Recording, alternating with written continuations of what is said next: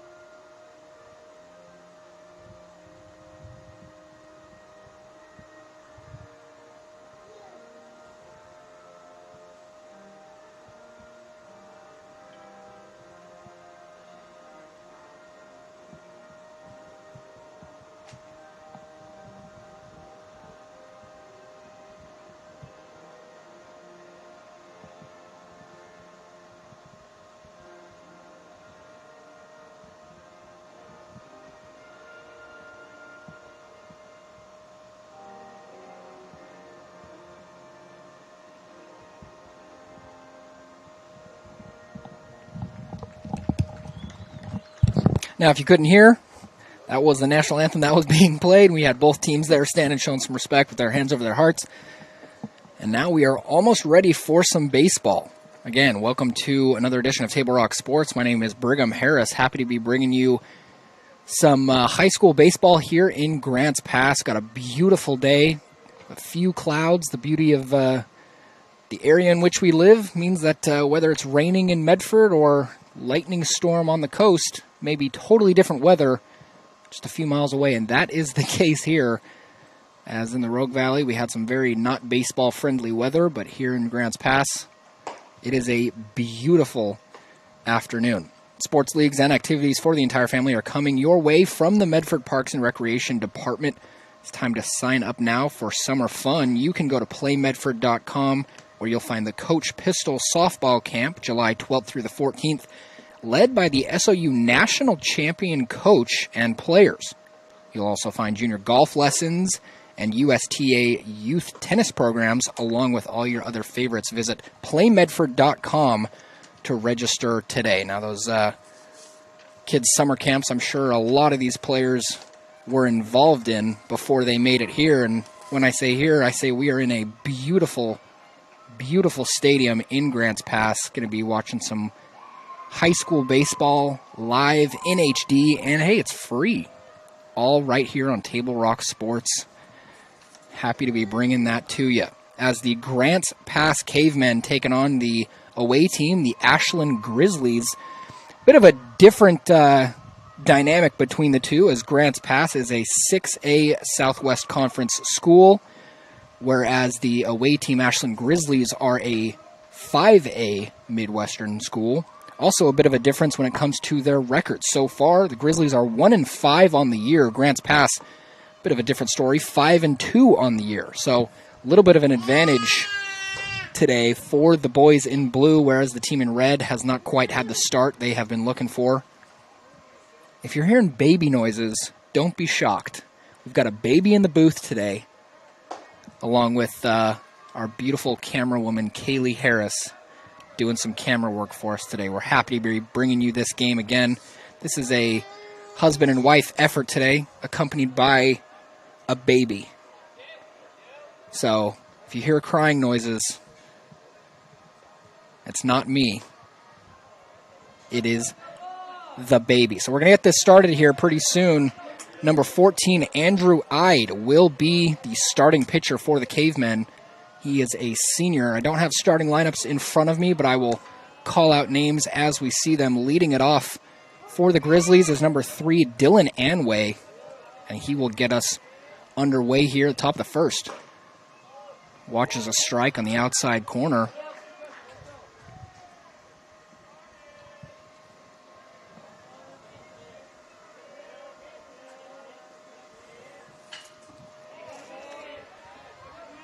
Ide throws a ball in the ground. That evens it up 1-1.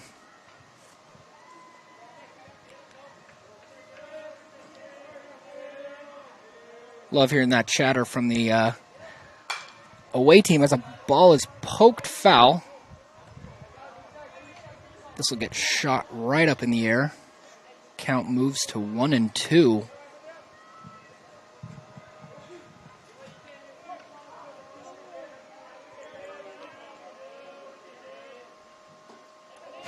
Eyed with a high slider. Could have just caught the corner of the plate. Count evens at 2-2. 2-2, excuse me.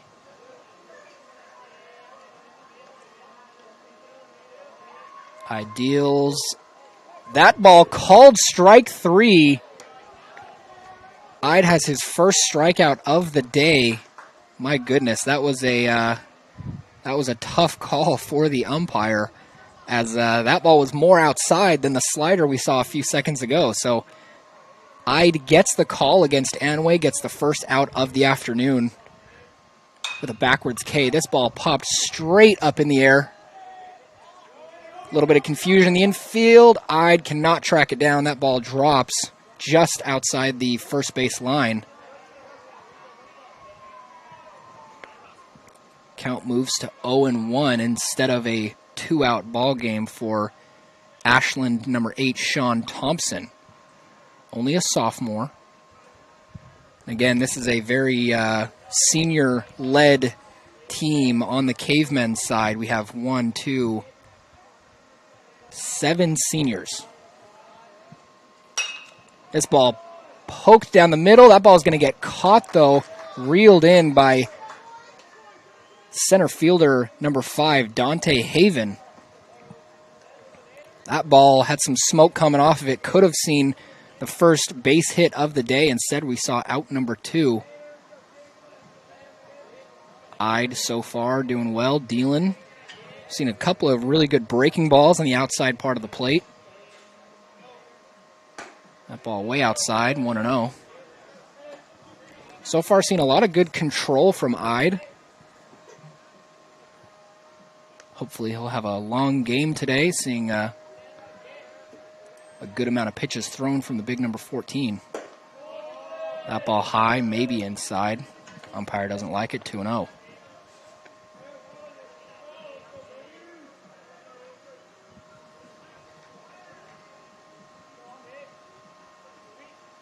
This pitch looks like it's just going to graze the outside corner, but the umpire does not give it. Count moves 3-0. I'll tell you what, that fastball just painted the outside corner. Maybe it was low, but from my angle, looks like a close one. This ball's going to get spanked down the middle. Will Haven track it down? He will not. That ball will drop. We've got our first hit of the game, courtesy of number 23 from Ashland. 22. That's Cooper Rathbun, as he pokes a single up to the right field area, and we have ourselves a base runner. 2 outs brings up number 9, Jackson Kemper. Looking to advance the runner. We could be seeing a stolen base here pretty soon if Ashland looks to get aggressive. Pickoff play at first base, not in time, as the aggression coming from Ide right away. Didn't like that. Didn't like putting a base runner on first. I'm sure I can understand his frustration.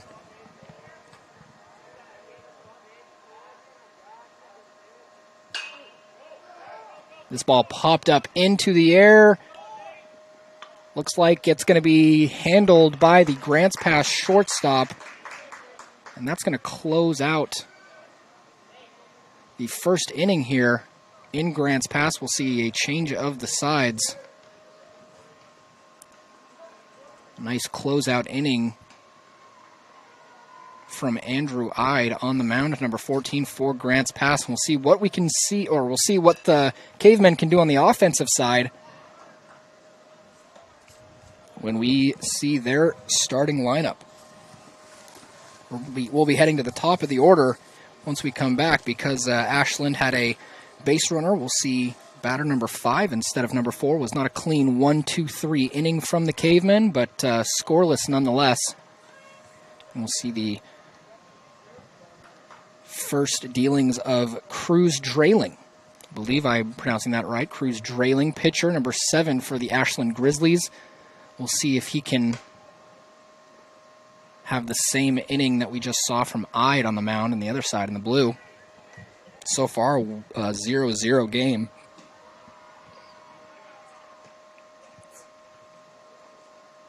Tell you what, though, beautiful, beautiful field here in Grants Pass. A turf infield, and it looks like a natural grass outfield. Really kind of get the best of both worlds.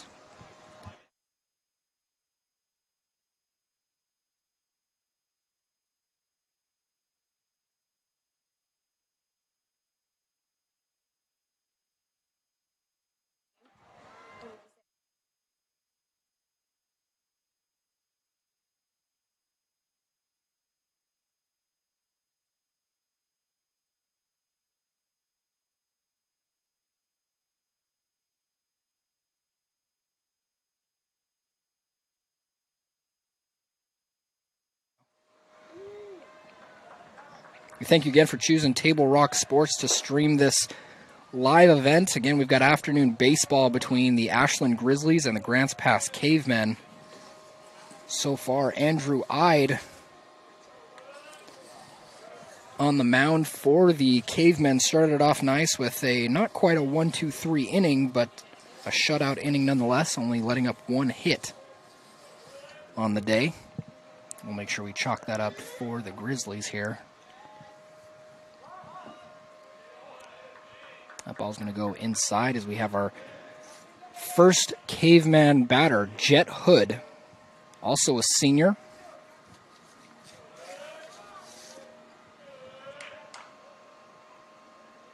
We're seeing Drayling deal the second pitch. Ooh, that ball nearly caught Hood on the inside. Count moves to 2-0. Couple of pitches inside early. That ball smacked down the left field line. That's going to curl foul. Tell you what, Hood got a hold of that ball. Count moves to 2-1.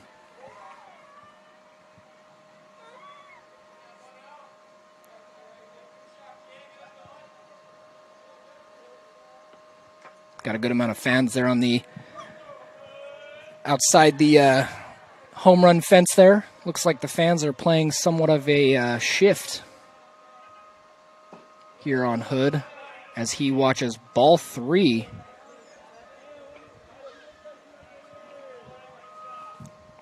Count moves to 3-1. Hood ahead of Drayling. This pitch goes, called strike 1. Excuse me, strike 2. The count moves full. Hood did not like that call as he chucked his bat about 20 feet down the third base line. Thought he had a walk. Honestly, I thought he did too. Ball looked a little bit outside. Umpire, though, gives the call to Drayling. Here's the payoff. That ball in the dirt. Hood confident enough to throw the bat yet again. He was saying, you know what, I'm not going to get rung up here. So we have our second base runner of the day in Jet Hood, senior, number 10. Up to bat now, lucky number 13, Troy Osborne, freshman catcher. Hood will steal.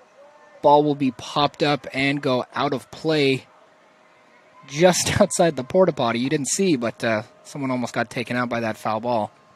Count moves to 0-1.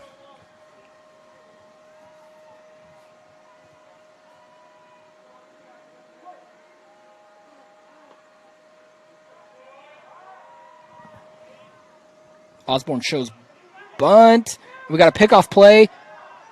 Hood will slide into second, and he is safe. The tag was nearly there. I think that was an improv steal second as bunt was shown by number 13, Osborne. Ashland goes to pick off Hood at first base. Instead, he takes off for second, and the throw not in time. The runner advances for the Cavemen. Did that ball hit him? Looked like that ball caught Osborne. Nonetheless, Hood will advance.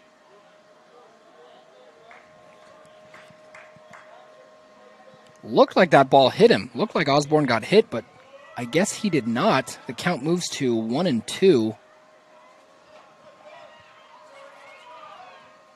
No outs yet. That ball is going to go high. 2-2 is the count. So far, things are looking a little bit difficult for Cruz Drayling here. Junior pitcher for the Grizzlies. Osborne calls time. We'll step out of the box. Get back in his headspace. Looking to bring in the game's first run. Hood will send a ball to the shortstop. Nice sliding play. Fumbles it, though.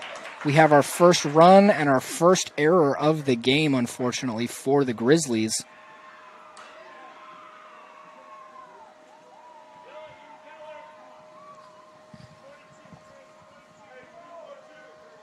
Now have a 1-0 ball game in favor of the Cavemen. Looks like 22 Gabe Calabro will pinch run for Osborne. Still have no outs. Drayling has got to start recording some outs here before things start getting ugly for the Grizzlies.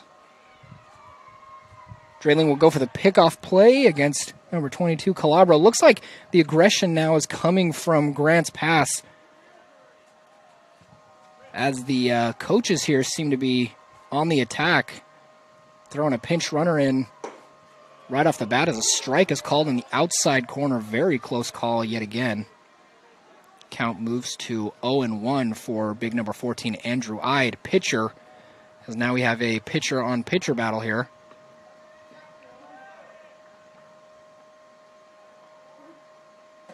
That ball outside. Ide will watch that one go by. Count moves to 1-1. 2-1, excuse me.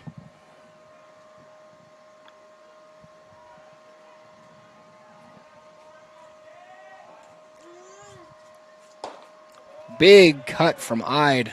Comes up empty, 2-2. Nice fastball there from Drayling. The right-hander.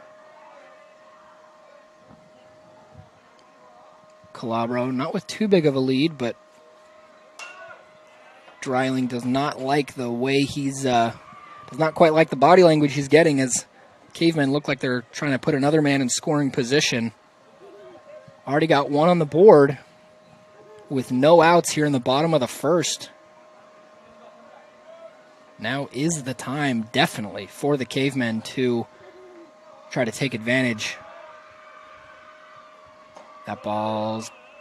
Wow! Ide is rung up off of believe it was a breaking ball. I sure thought that was outside, but yet again, what do I know? First out recorded of the bottom of the first inning for the Grizzlies. On comes a left-handed batter to face the right-handed. That ball is going to be sent up the middle. Chance for a double play. They do get the out at second. Calabro on the force out will take a seat, but Dante Haven will replace him at first base there. They do have a base runner, so not all is lost, but the double play was avoided. That double play could have ended the inning. Looks like a little bit of a, not a mishandle, but maybe some slip. That ball outside from Drayling. Number 15 now, Taholo Vanuku Johnson. The junior now up to bat. Runner goes. No pickoff. And he moves safely to second.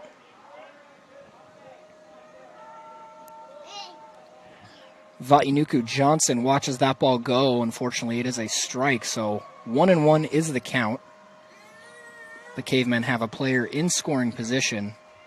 And the pickoff at second is not made, but Drayling does step off the rubber for a moment. You can kind of tell now that the Cavemen are on the attacking here.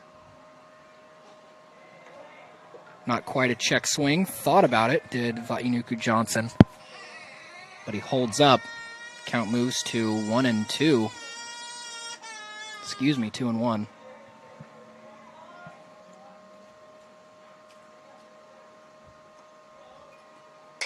That ball will be slapped to the right field. That ball will drop. Looks like we'll have another scoring play here unless the relay is in time, and it is not.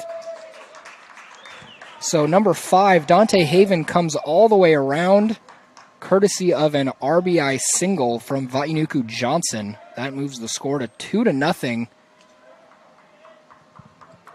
2 outs in the bottom of the first. The Cavemen so far opening up the scoring.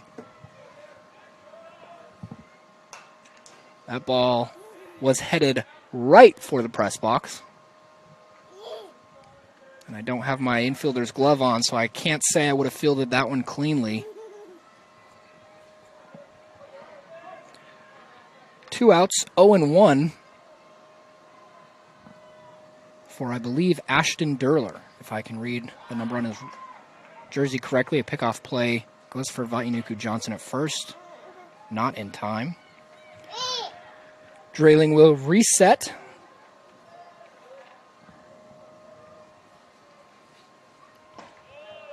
Durler will watch this ball sail right down the middle. Count moves to 0-2. This is one of the best setups for Drailing so far this inning. If he can close it out with a strikeout, that would be big time. Instead, the ball is put on the ground, backhanded cleanly, thrown across the mound. Nice play there from the Ashland infield. My goodness. As that will close out the inning, and we will move to the top of the second.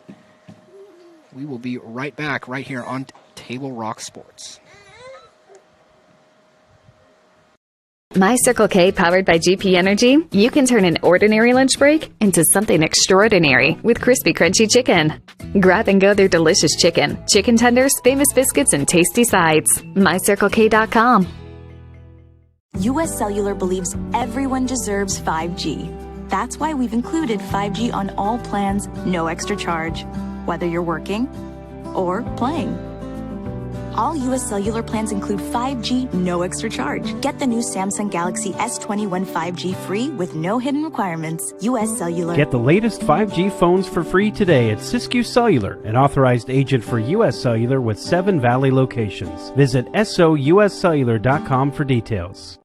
Fuel your daily adventure at My Circle K, powered by GP Energy. Whether it's morning motivation to get your day going, adding crunch to your lunch, fueling up for a road trip, your journey begins with My Circle K, powered by GP Energy.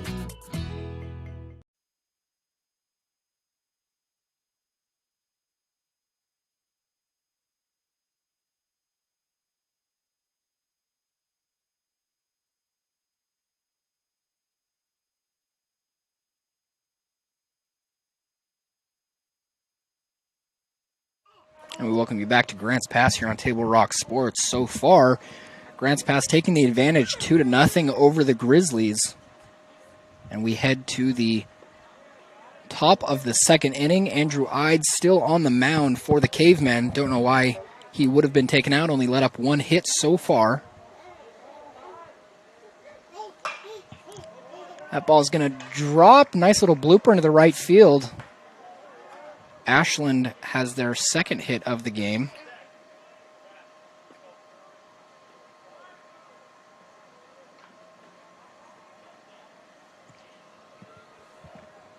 So far, only 1 error recorded by the Ashland shortstop. Other than that, had a couple of walks and a base hit, which led to a bunt is laid down by Ashland number 6, Trip Rep. That advances the runner. Ashland looking to also be aggressive here. It's only a 7-inning game. And when your team's down 2-0 after just the first inning, looks like you got to make a call. And looks like head coach Nick Hall is saying, hey, let's get these runners in scoring position. Let's maybe get one on the board. Try to bring this one back. Ideals That ball goes in the dirt. Runner will stay.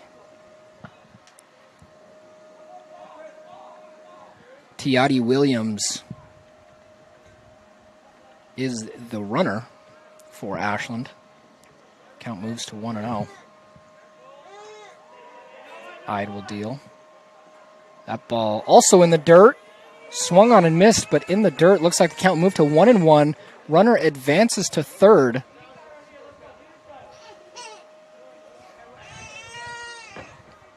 So sort of a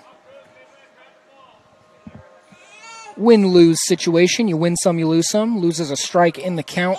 Evens it up at 1-1, but advances the runner into... Bunt will be laid down the third base line. Just goes foul. Count will move to 1-2. Now you've got a decision on your hands. When you're behind in the count, you got one out and a runner on third. Turning a double play would be very difficult here. But the call is he's already tried bunting once, so let's see what Coach Hall calls for. As a ground ball in the dirt, they're going to go, can't go home, so he goes to first. That was third baseman number 15, Tahola Vainuka Johnson. A runner will score. That does clear the bases, but a runner scores for Ashland. We have a 2-1 ball game off of a very well-placed chop ground ball as the bunt was laid down the third base line. Can't miss a bunt on a 2-strike count, so he swings away. And he gets the roll. Vainuku Johnson opted not to go home, save the run. Instead went to first base. Was curious why he did that. I mean, third base runner did have a good lead. He might have thought, as a ball is smacked into left field by number 11, Keller Bloodworth, and another base runner for Ashland. That clears the count, and we'll bring up number 2, Ayera Nogues. As I believe I'm pronouncing that correctly. I apologize if I am not. Either way,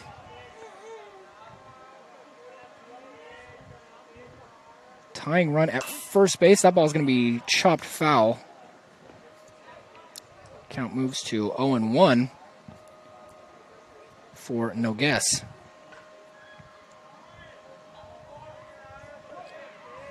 Ide now giving up 3 hits in the game to the Grizzlies. So he'll deal, and wow, this ball is hammered to left field. Looks like will be dealt with, though, by the Caveman, and it is. So that will end the inning. Move to the bottom of the second. Not without Ashland doing a little bit of damage, though. Getting one back off of a pretty wild chop ground ball. No play was made at the plate, questionably, as Vainuku Johnson opted to throw the runner out at first instead of try to prevent the run. So Ashland does get one back. As we head to the bottom of the second, we'll see the Cavemen for the second time today. And we'll take another short break and step away. We'll be right back on Table Rock Sports. Choose a company that best represents you and our local community. Choose a company that focuses on relationships rather than transactions. Choose a company that empowers their employees and provides growth opportunities from within. Choose a company that shows compassion and rises to the occasion in times of need. Call a John L. Scott broker today. This year, don't just replace your windows, renew them with beautiful and energy-efficient windows from Bill's Glass. Having new windows installed by Bill's Glass dramatically update and improves the look of your home and helps reduce energy bills year-round. Let Bill's Glass show you what you've been missing. Bill's Glass, the largest glass company in Southern Oregon for your home or auto, as well as the trusted industry leader for over 50 years. Bill's Glass in Ashland, Medford, and Grants Pass. Welcome back to Table Rock Sports. As the first pitch of the bottom of the second inning dealt to Kane Robinson. Looked like it almost caught him on the knuckles. Would have been a tough place to get hit by a baseball. Count moves to 0-1. Nice pitch, just paints the corner there. Cruz Drailing still in the game. Count quickly moves to 0-2. Not even 30 seconds into the bottom of the second. And Robinson is in a tough spot here. Chops a ball into the Cavemen dugout. Nearly hit his pitcher with that ground ball as it just hopped over the fence. Nearly took out Andrew Ide. Showed some nice matrix skills to get out of the way of that one. We'll get a new baseball here. Drailing will deal to an 0-2 Caveman batter. That ball way outside. Looks like he just lost control. Ball bounces off the backstop. Looks like he'll pick up his own baseball there. Probably don't see that too often. Drailing now with a 1-2 advantage over Kane Robinson. That ball just poked to the second baseman, will be scooped cleanly and thrown out for out number 1.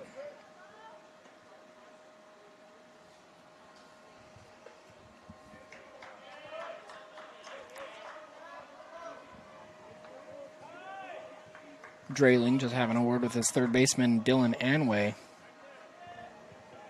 Now big number 19, Logan Vineyard, will step into the box. Left-handed hitter going against the right-handed pitcher and Drailing. That ball just high.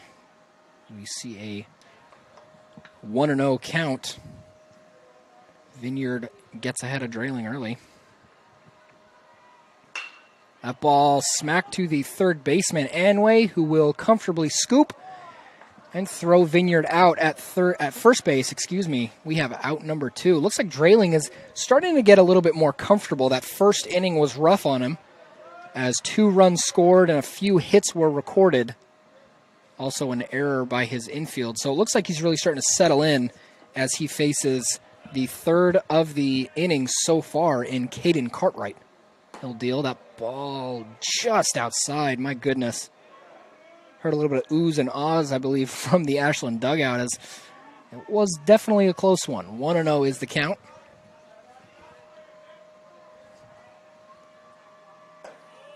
That ball in the exact same position, but Drailing gets the call. Count moves to 1-1. I don't mean to be a... what do you call it? That ball nearly the exact same spot. That one must have been down. And yep, that's right. Ashland catcher having a word with the umpire, saying what was the difference there? I'm sure he told him it was just down and out of the zone. 2-1 is the count. That ball sliced to third and caught by Anway. My goodness, what a quick inning we just had as we'll move to the top of the third.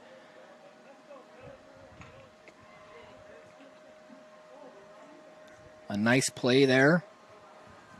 We'll keep it here just for a couple minutes as we change the sides. Eye Care Associates of Southern Oregon at 950 Royal Avenue in Medford. Hope that you're enjoying today's game. They have a wide range of eye care services for the entire family. You can visit SouthernOregon.com to learn how Dr. Brian Mitchell and his team can help your vision needs.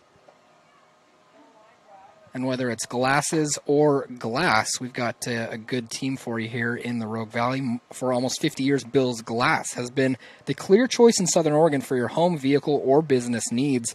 Locally owned and family run, Bill's Glass supports our schools and our communities. You see Ide there on the mound.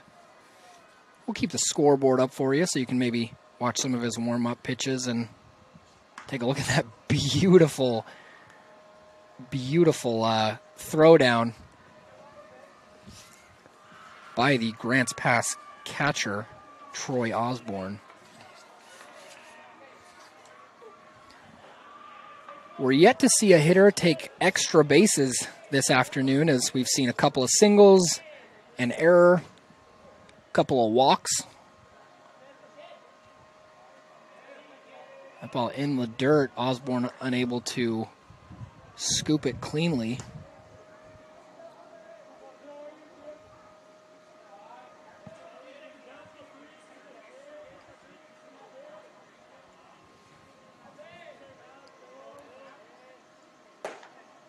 That ball right down the pipes.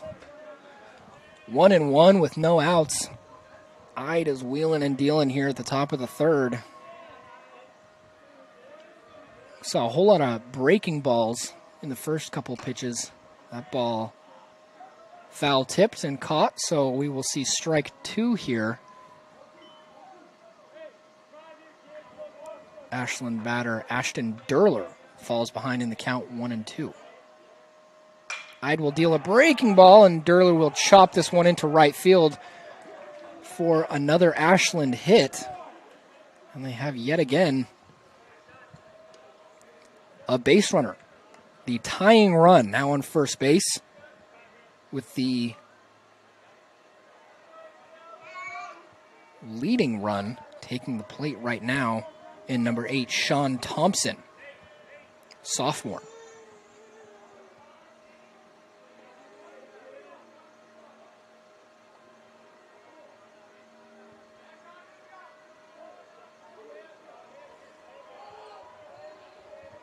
Pick off at first, not in time. Vineyard to apply the tag, thrown from Ide. Runner is safe. Cavemen not wanting to concede another run as they comfortably took a 2-0 advantage in the first inning, and then Ashland came back with a score in the second, as this throwdown will be not in time. Successful stolen base by the Ashland base runner. As he moves to second, the tying run is in scoring position. Great opportunity now for number 8, Sean Thompson, to put a ball in play and possibly even this game up. Although, when he did show bunt, pulled away and saw that ball was fair. And, ooh, nice breaking ball there from Ide. Caught Thompson swinging. Count moves to 0-2.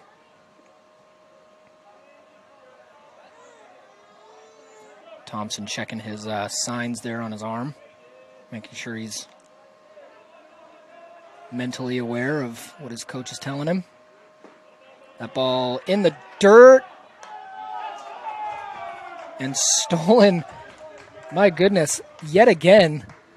I believe that's number 3, Dylan Anway, making his way around the bases after a nice single blooped into right field. He now finds himself in even more of an advantageous scoring position. Let's see if Thompson can bring him home and tie this game up in the third. Ide will deal that ball, chopped into the backstop.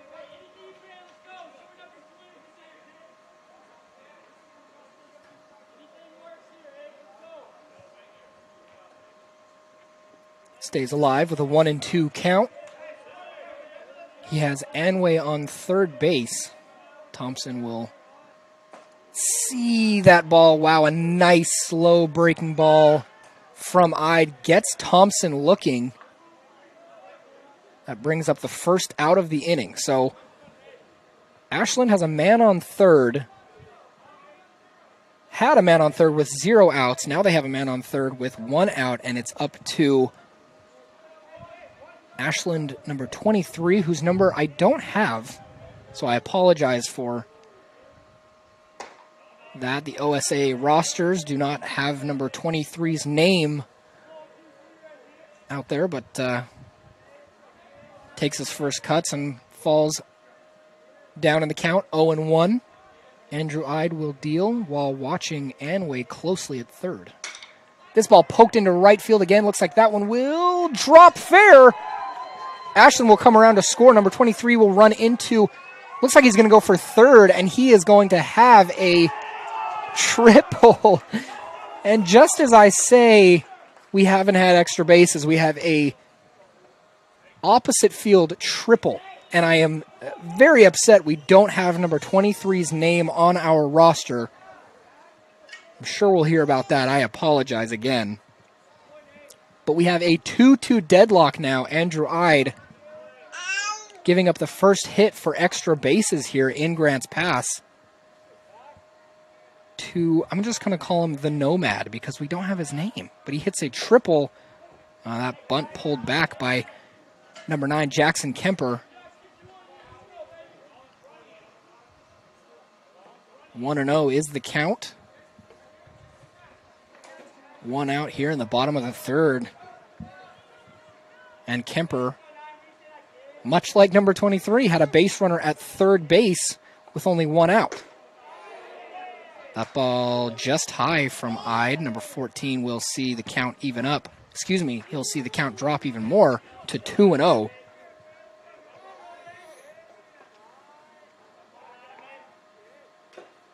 Foul tip. Unable to be caught.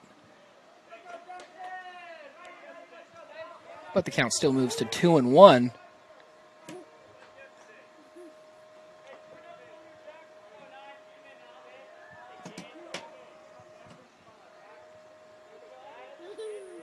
Ide deals the 2-1. This ball smacked foul just over the backstop. That'll go into the football field. Count evens 2-2. Ide working nicely.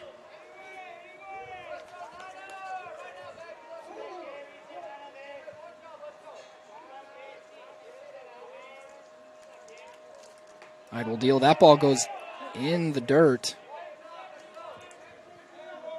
Osborne able to knock it down. Otherwise, we could have seen the lead taken from the Cavemen by the Grizzlies. Osborne does a nice job to knock that ball down. The count moves to full. 3-2. The payoff pitch on its way. My goodness. Curve ball. Absolutely filthy. Had Jackson Kemper turn his shoulder, he thought he was going to be hit. And the breaking ball falls for strike 3.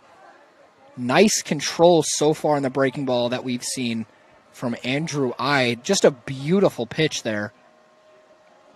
Gutsy call going with the breaking ball on a full count. But the payoff pitch did just that. Paid way off for Ide, although he falls in the count 1-0 to Ashland number 4, Tiati Williams. Senior for the Grizzlies. Ide deals a nice, what looked like a changeup to the outside corner.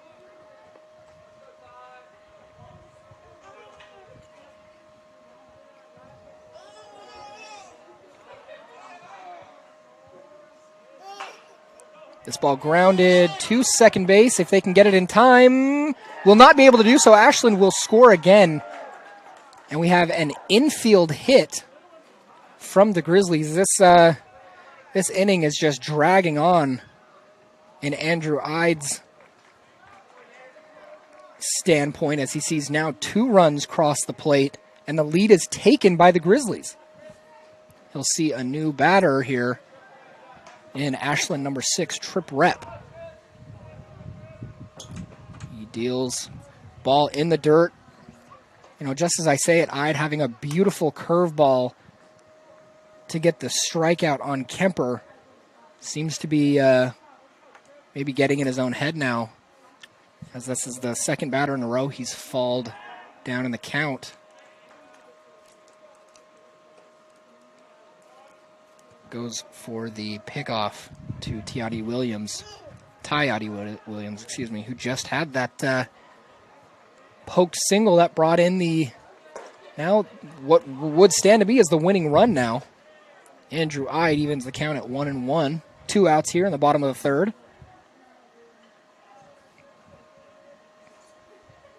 Top of the third, excuse me.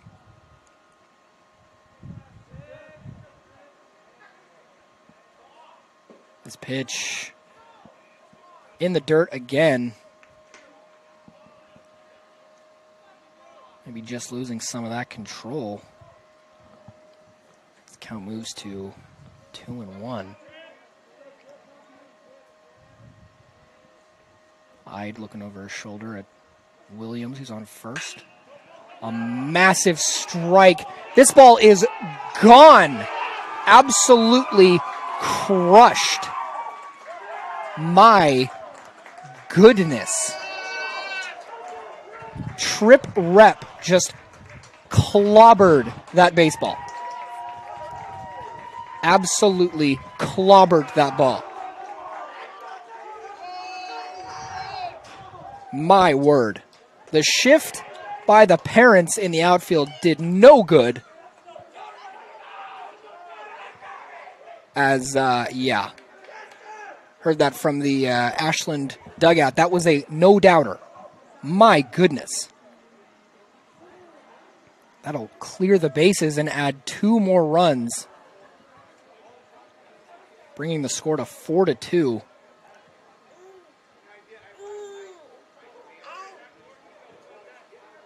No, 5-2. Yeah, it should be 5-2. I had it right. The scoreboard here had it wrong. Now it's refreshed. An even count as a new batter steps in. Number 7, Cruz Drailing, the pitcher, as Andrew Ide will deal after giving up an absolute bomb from Trip Rep. Had his team fired up now. Grants Pass had a 2-0 lead in the bottom of the first inning. Seemed like the 6A Cavemen were going to roll over the 5A Grizzlies, but now we're not even halfway through, and it's a very different story. That ball inside, the count moves to 2-0. We may be seeing a pitching change here soon, as Ide seems to be losing a bit of that control, and the ball just stays fair. Flies just over to the third base. Extra bases will not be taken, though, as looks like Drailing is happy with a single. Looks like a pinch runner will come on, though. That's probably why he held up at first. As a change will be made. Looks like a Speedy Gonzalez will be brought on to the first base position. And man, a long headache of an inning so far for Andrew Ide.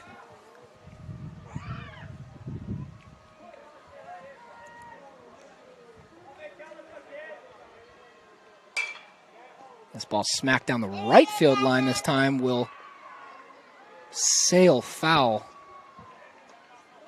That nearly hit a very small spectator. Everyone's all right, but a very small spectator was nearly hit by that foul ball. Don't worry, again, everyone's fine. 0-1, Andrew Ide will deal pickoff play nearly at first base. And Ashland's number 11, Bloodworth, will watch that ball go by as he falls behind 0-2. This could be the saving grace that Andrew Ide has been looking for the last 15 minutes. As that ball spoke too soon, Ashland's pinch runner will take second base, and another runner in scoring position. That ball nearly didn't clear what would have been the grass, but because it's a turf field, nearly didn't clear the green turf. Ide seems to be losing a bit of that control here. Count moves to 1-2. Still has an optimistic ball count here. That ball is going to be chopped down the first base line, handled by Ide, and he will step on the bag himself. And that is going to clear the side as we see a change here. Move to the bottom of the third, but what an inning. 4 runs scored. And we have seen a major change in pace. 5-2 in favor of the Grizzlies here. Sort of taking control in nearly every category. The Cavemen, 2 runs off of just 2 hits in only the bottom of the first inning. Second inning was a quick 1-2-3 for Drailing on the mound. Let's see if they can pick it up in the third inning, because, man, that top of the third for the Grizzlies was massive. Still no errors on the side of the home team, so that's at least a good thing to walk away from. But, man, there were some balls put on the ground, and there was a couple of balls that were put very much into the sky. I kid you not, Trip Red nearly hit that ball out of the sports complex. It was what you call a no-doubter to get it over the yellow line, but that ball nearly hit a car in the parking lot, what looks like 500 feet away. I mean, he smashed it. Absolutely smashed that ball. Not to take away from Andrew Ide, though. He's had a great game so far, just has put a few too many balls in play. We'll see if he stays in the game, as we're yet to see any sort of pitching change or substitution. From what I can tell, again, it's hard to read numbers sometimes from so far away as we move to the bottom of the third inning. Drayling will stay on the mound for the Grizzlies as the 5A. Ooh, that ball. Ooh, another nice. Could have been a curveball. Looked like Jet Hood was bracing for impact, and that ball just sunk in. 0-1 is the count. Excuse me, is the count. Now moves to 1-1 as Jet Hood steps back into the box, looking to go to work. Cavemen are going to need to put in some work here in the next hour or so. That ball popped up down the third base line. If the sun is not in his eyes, then shortstop, Ashland shortstop number 11 will collect the out. That's Keller Bloodworth. And that will bring up a new Caveman batter. That's number 13, Troy Osborne, the catcher. And he's going to be tempted by, but not swing at that outside pitch. Count is in his favor, 1-0 here. Grants Pass looking to get a man on base and into scoring position because it's not a one-run game anymore. They comfortably found themselves with a 2-0 lead in just the first inning, thinking, well, you know, we might have this one in the bag. Ashland crawls back, gets a score in the second inning.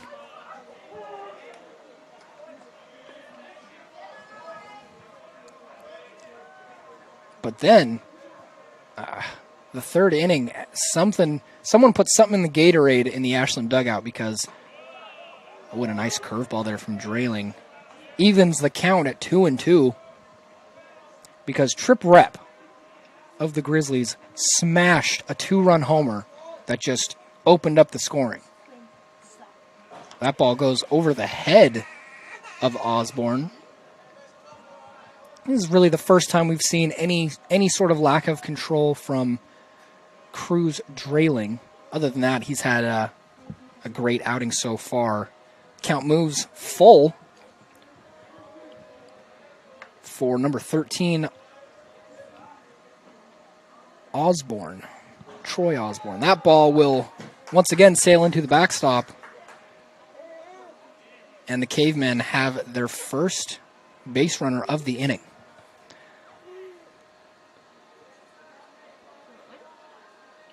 In what I believe was a 7-pitch walk.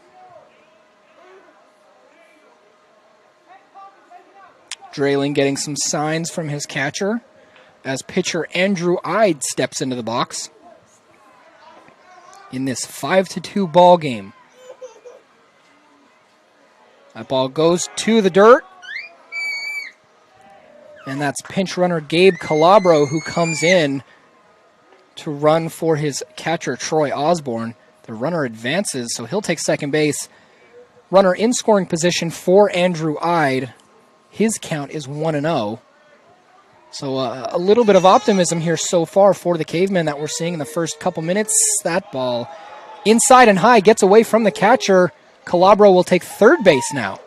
A couple of, some might say, unorthodox slides into both second and third. And looks like we'll have a visit to the mound. The first real mound visit that we've seen in this ball game is Cruz Drayling having a little bit of a hard time with his control, as we saw a walk to Troy Osborne and then 2 wild pitches causing 2 free bases to be taken by pinch runner Gabe Calabro. Runner moves to third base for hitter Andrew Ide. Looking to even up the scoring here. 5-2 in favor of the visiting team. Again, I remind you, Ashland, a 5A school. Grants Pass, 6A. That ball over the head of Andrew Ide. Count moves to 3-0. And I was taught a little rhyme in Little League, 3-0, let it go. And that's exactly what Ide will do, as another wild pitch is going to bring in Calabro. Didn't need to slide, but sure did for good measure. That'll advance a base runner to first base. It'll also bring Calabro home. Cruz Drayling has had a great game so far. Just these past couple of batters, he seemed to be losing just a little bit of that control. Score moves to 5-3, tying runner at the plate. Pickoff play at first, not in time, as Andrew Ide shows a little bit of athleticism getting back to first. As batter number 5, Dante Haven will step into the box. Left-handed hitter, as he sees that ball go in the dirt from Drayling. 1-0 is the count.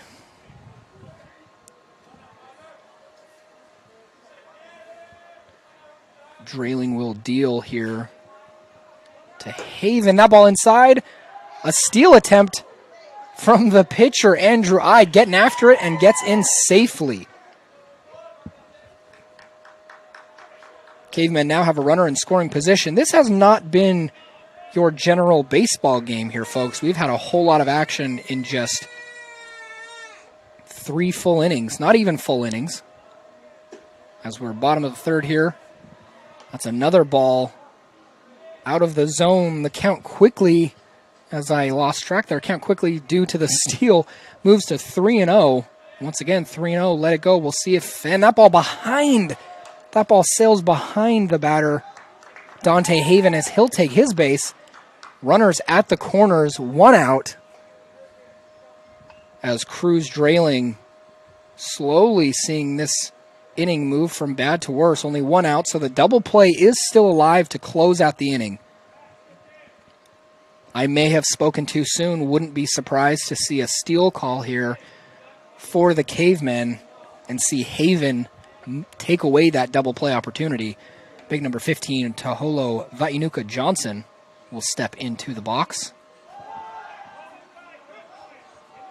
Steps off the bag was Drayling. Now we've got a pickle here. Runner's going to come home and score. Andrew Ide comes home to score after the double pickoff move from Cruz Drayling. Maybe a little bit of miscommunication there, but a beautiful job by the Caveman base runner to just distract Drayling there in a pickle move. The throw home, not in time. That pitch right down the middle, though, for Vainuku Johnson, who falls behind 0-1, but I don't think the Cavemen care too much right now as the second run comes in off of some interesting decision-making, a pickoff attempt at second base. Not there in time. Dante Haven steals second easily. And the Cavemen are making moves now. Count 1-1 to Vainuku Johnson. Runner at second. That is the tying run. Whole lot of action here in the third inning alone.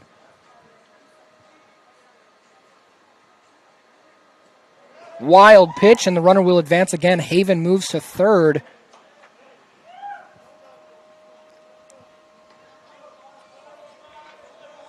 Cruz Drayling may need another mound visit just to calm his nerves. Seems like things have gone from bad to worse for him.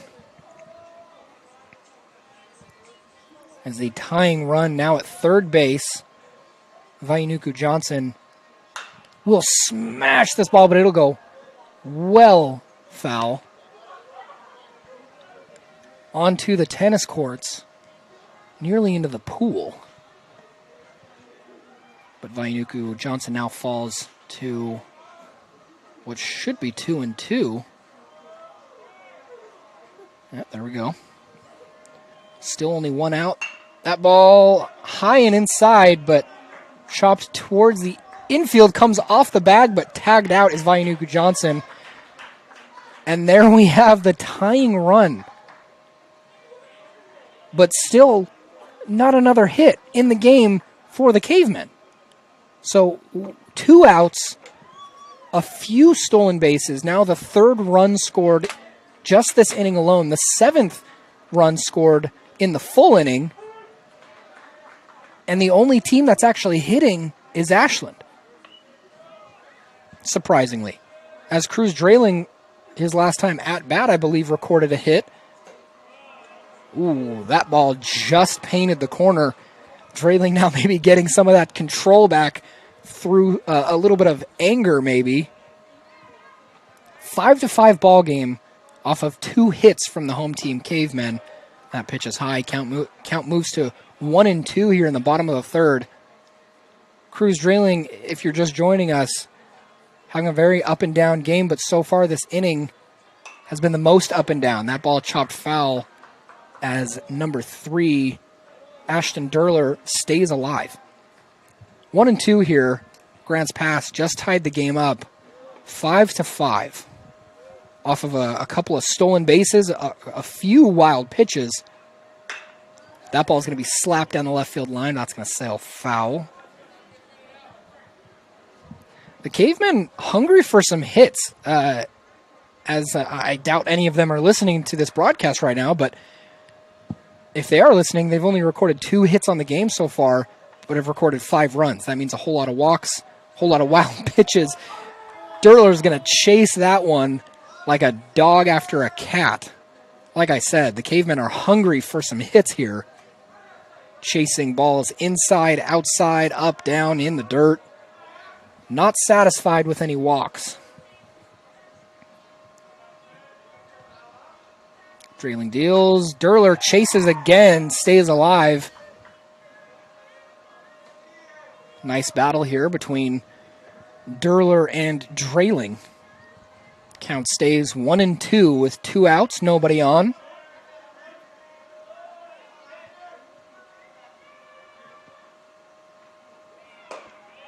That ball just catches the corner, and Durler gets rung up after a tough inning from Cruz Drayling. That'll move us to the top of the 4th inning as the score is now evened 5-5. The Grizzlies went on a hitting spree at the top of the 3rd inning, recording, I believe, 5 hits in just 1/2 inning. Opening up the scoring, 5-2 is the lead that they took into the bottom of the 3rd inning, and then after a handful of wild pitches from Cruz Drayling, not a single hit recorded by the Cavemen all of last inning, but they still managed to bring up 3 runs in 1/2 inning off of no hits. And if you don't know baseball, that tells you the story. It's not so much a hitting effort, but a pitching effort on the other team that's causing those runs to cross the plate there. We'll keep it here as it's been an exciting afternoon so far here in Grants Pass. And if you're just joining us, we want to say thank you, us here at Table Rock Sports. Want to say thank you to over 100 new YouTube subscribers just this spring. It helps us keep the games coming. Go to youtube.com, search Table Rock Sports, and click on the red subscribe button if you would like to join the team. Once again, massive thank you. Just this spring, 100 new subscribers, probably due to COVID and the special circumstance we're in where fans are not as welcome into the stands, whether it's football, baseball, basketball, any sport that we have had or will have this year looks very different as COVID-19 has really run rampant and changed a lot of things about local high school sports that we love, one thing that has not changed is that Table Rock Sports is here, and we are happy to bring you in live HD and for free the high school baseball that we've all been craving. Ide will stay in the game despite giving up a rough third inning as well, giving up 4 runs last inning, not to mention a 500, probably a 450 plus foot bomb to Trip Red. And Ide falls behind in the count 2-0 to Ashland number 2, Ira Nogues. This ball, though, will be chopped foul by Nogues. Count moves to 2-1. Would love to have a better handle on the pronunciation of these names. I apologize if you go back and watch this and your name is incorrectly pronounced. We're doing the best we can here with what we've got. And again, apologies to number 23 on Ashland. We don't have your name on the roster, although your impact has been felt, especially up here in the booth, where a couple bases were stolen by a big number 23 and then came around to score, was a part of that 4-run third inning for the Grizzlies. This ball is going to find the gap, it looks like, through the infield. And Nogues will get on board with the first hit of the top of the 4th inning, as we are now officially halfway through this ball game here in Grants Pass. The Cavemen hosting the Grizzlies. We've got a 5-5 deadlock here. Brings me back to the Dodgers-Astros World Series game in 2017. Okay, maybe not quite there, but still a whole lot of action nonetheless. Strike 1 will be called on Dylan Anway as he shows bunt and fails to pull back. Ide gets ahead of him on the count. This has been by no means a boring game. Right out of the gate, teams were showing serious aggression, especially Grants Pass scoring 2 runs in the opening inning. A couple of stolen bases, some pickoff plays. These kids are very much interested in not just throwing the ball around, having some pitching battles, taking it easy. We're seeing very good base running. We're seeing pretty good hitting and some intelligent baseball on both sides. And Trip Rep, excuse me. I'll keep saying this over and over. The kid absolutely murdered a baseball last inning with a 2-run shot, which really opened it up. Unfortunately, though, for the Grizzlies, the Cavemen were able to come back, tie up the game, and we're now at a 5-5 deadlock. The count is 1-2. Ball goes in the dirt. Nogues will comfortably take second base. Like I said, intelligent base running. Seems like every ball that's been in the dirt where the opportunity to advance a runner was there, the opportunity was taken. Whether it's Ashland or Grants Pass. Ooh, check swing. That ball. Wow. Strike not called, much to the dismay of just about every Caveman out there, especially on the infield who had a good view of it. That ball easily could have been called strike 3. But instead we have a payoff pitch on the way. Ide deals. Ooh, nice high curveball. Could have been a changeup as well. Nice breaking ball, off-speed pitch. Gets Anway swinging. And that records the first out of the top of the 4th inning here. Runner will stay at second base, though. Still a good amount of work for Ide to do to keep this ball game at a 5-5 deadlock here. I know I've said that multiple times. Runner goes to third, and he will get there. However, oh, okay, no, excuse me. I thought the home plate umpire was calling a foul ball, saying that it was tipped, which would have moved Nogues back to second base, but instead he called a strike, so we're seeing an 0-1 count for Sean Thompson, and the runner will advance. That's no guess. At third base, Andrew Ide staring him down before dealing a high fastball. That gets Thompson swinging. Count moves to 0-2, 1 out. Ide doing a great job here so far at keeping this tie secured and letting his team come back with the bats and get it done. He'll deal the 0-2. That ball chopped away. Thompson stays alive.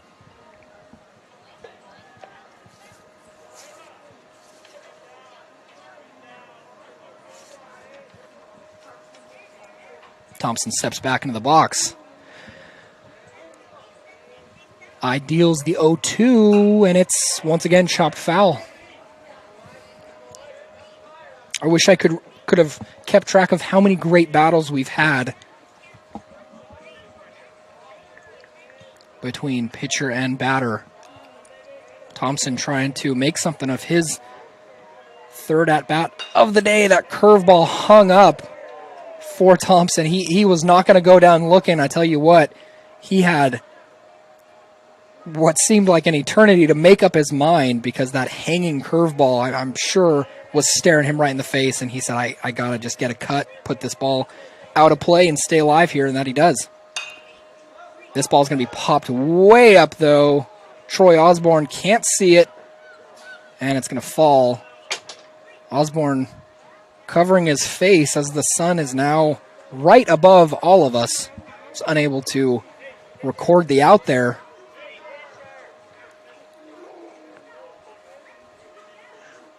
Probably smart there to take care of his face. Don't want to get hit by a popped fly ball when you can't see it. Ide will deal. Still 0-2 here for Thompson. He's done a great job staying alive with 4 balls poked foul. But this one he will strike out on a ball in the dirt, but there will still be a play, and he's called safe.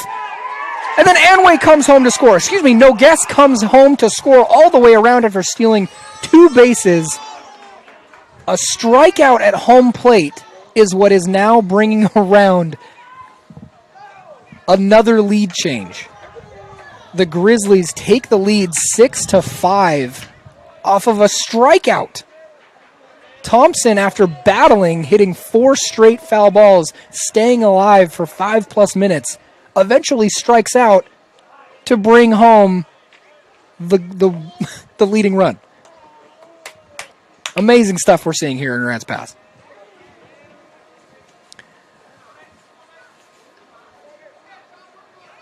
Ide now dealing 1-0 to, again, number 23, who is not on the roster that I have here. So he will affectionately be known as number 23 today. Not a bad number to be known for. Whole lot of really good 23s.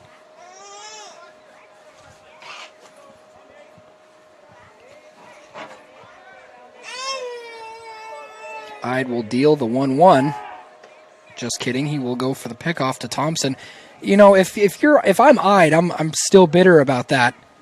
Records the strikeout, so the stat looks good on his end, but his ERA goes up at the exact same time he scores, or he records a strikeout. So Thompson is now going to steal second. Let's see if they can close out the inning. Grant's pass here. The tag is in time. Wow. What a play. Called out, the second out of the inning. Thompson is called out. What an insane inning we have seen so far. I'm sure Ashland would have loved to take a look at that one. Unfortunately, we can't do that, but this ball is going to be spanked by number 23, collected in the outfield, and that will close out the inning. My goodness. Ladies and gentlemen, I need a break here as the score. Ashland moves to 6. Cavemen stay at 5. The Underdogs take the lead here as we move to the bottom of the 4th off of a strikeout. My goodness. We'll be right back here on Table Rock Sports. Stay with us. You're not going to want to miss any of this. You're a coach or plan to be a coach. What kind of coach do you want to be? This? Hey! What is that? Come on, guy! You're killing me! Or this. I love it. I love what I see. I don't care about the mistakes. Everybody makes mistakes. Guys making millions of dollars on Sunday, they make mistakes. Know your role.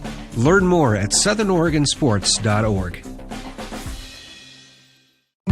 There's a time machine, not so far away, that takes you back to a world just a few streets wide, where wonder rules the day and families are transformed, from the smallest bug-eyed explorer to that surliest know-it-all. So dive into the past and let them see the world through a simpler lens called Southern Oregon.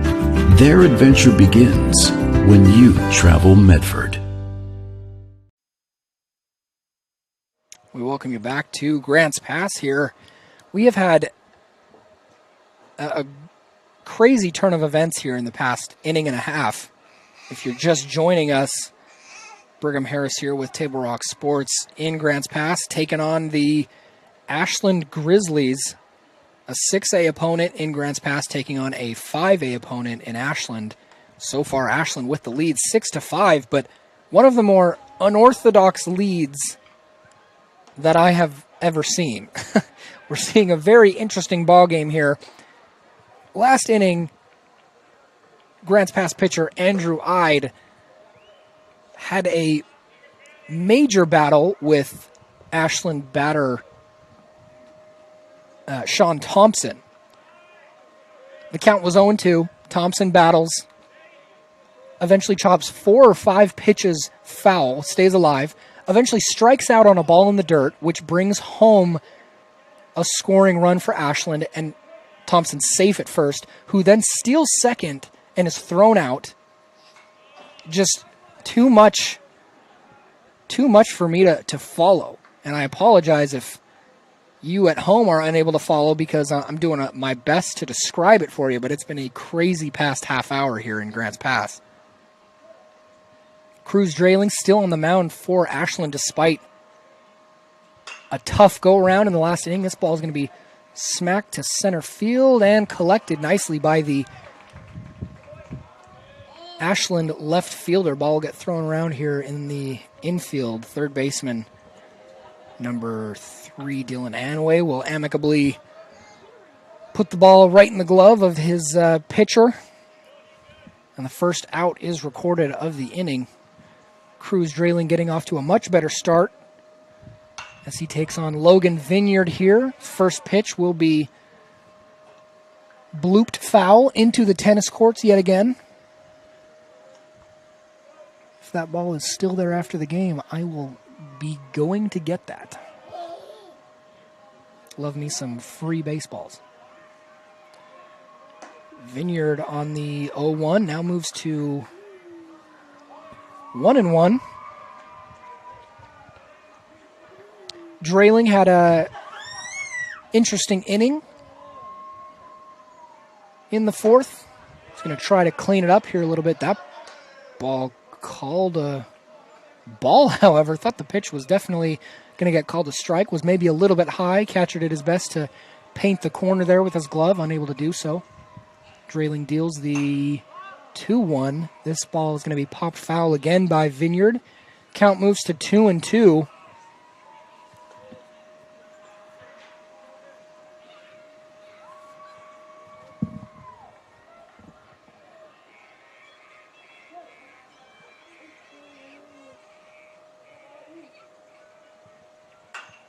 Vineyard's going to smack this one to right field. It's going to go foul, though.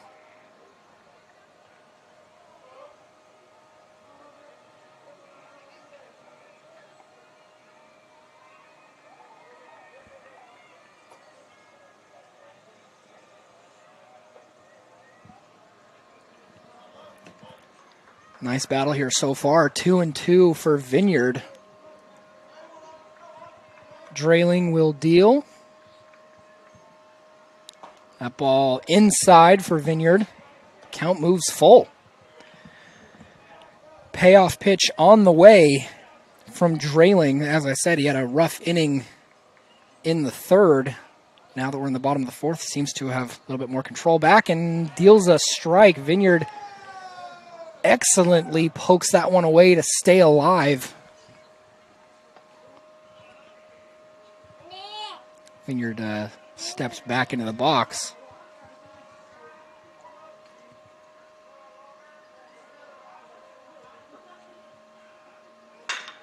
He'll smack this one up the midfield. Shortstop will handle that nicely, and the throw is in the dirt, but scooped well by the first baseman. Out number 2 is in the bag for Drayling. He is definitely showing a different side here, as he's now facing the third batter of the inning, already having recorded 2 outs. Might go 3 up, 3 down here. That ball called just inside, maybe high as well, for Caden Cartwright, senior for Grants Pass.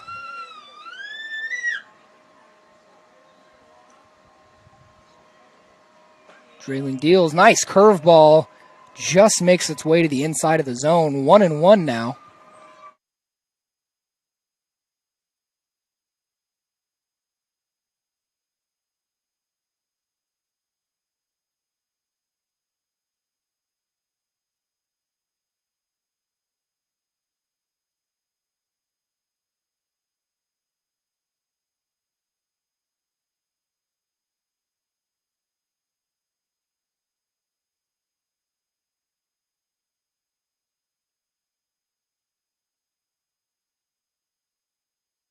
And just like that, 3 up, 3 down for Drayling. A much better outing here in the 4th than what he saw in the 3rd. We'll move to the top of the 5th inning. 6-5 ball game here in Grants Pass, as the Grizzlies will look to make it even more.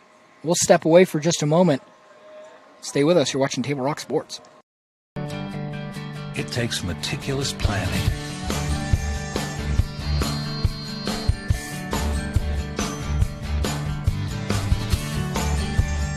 continuous monitoring, and forward thinking to deliver the perfect 3-egg omelet.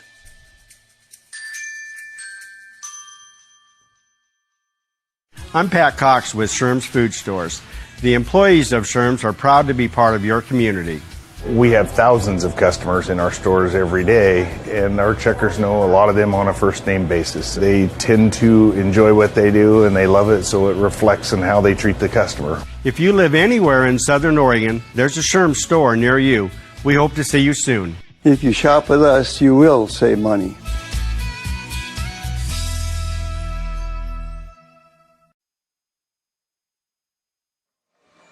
Welcome back to Grants Pass. The Cavemen with a 1-run deficit to the Grizzlies. Been seeing a whole lot of up and down baseball. When I say up and down, I mean a whole lot of great defensive plays, some good pitching, some less good pitching, depending on the team you're on and what inning it's been. Like I say, it's been up and down all over the place, as a 6-5 lead is still intact for the Grizzlies, a 5A team, whereas the 6A home team Cavemen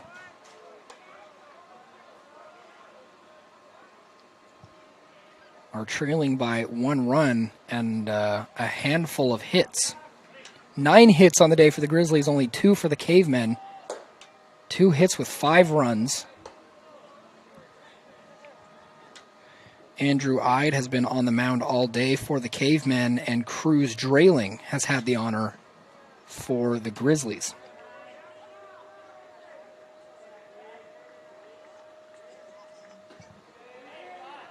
This ball down and away from Ide. Count moves to 2-1.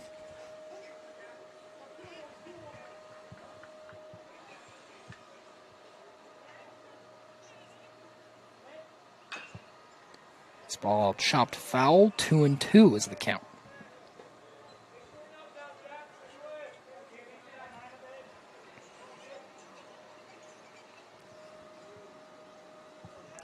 Batter Jackson Kemper.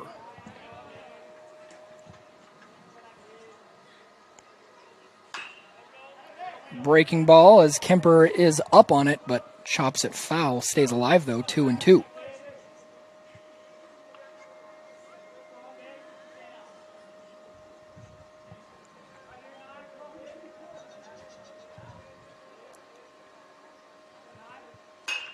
This ball smacked to the right field line. Will be tracked down, though, and brought in by the GP right fielder. Out number 1 recorded here in the top of the 5th.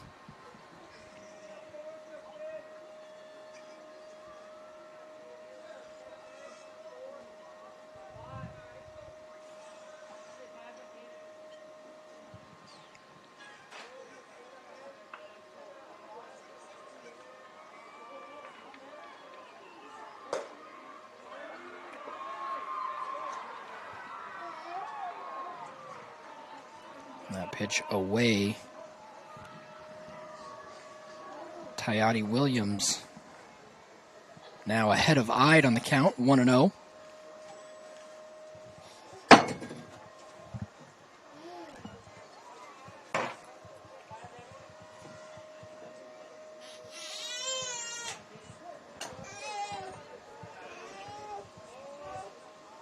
Ide will deal. That ball looked like it was headed outside, but it is slapped foul there near the porta potties.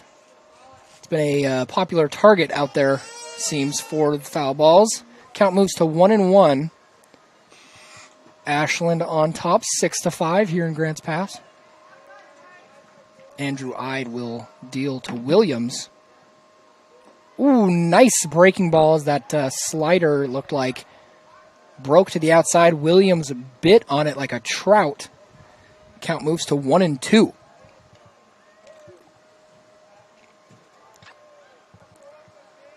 Ide looking to record his first strikeout here in a while. Not his first of the day, but his first in a little while. That ball chopped, though, and will be caught in right field. Nice play by number 1. Caden Cartwright out there has had a pretty busy inning. As out number 2.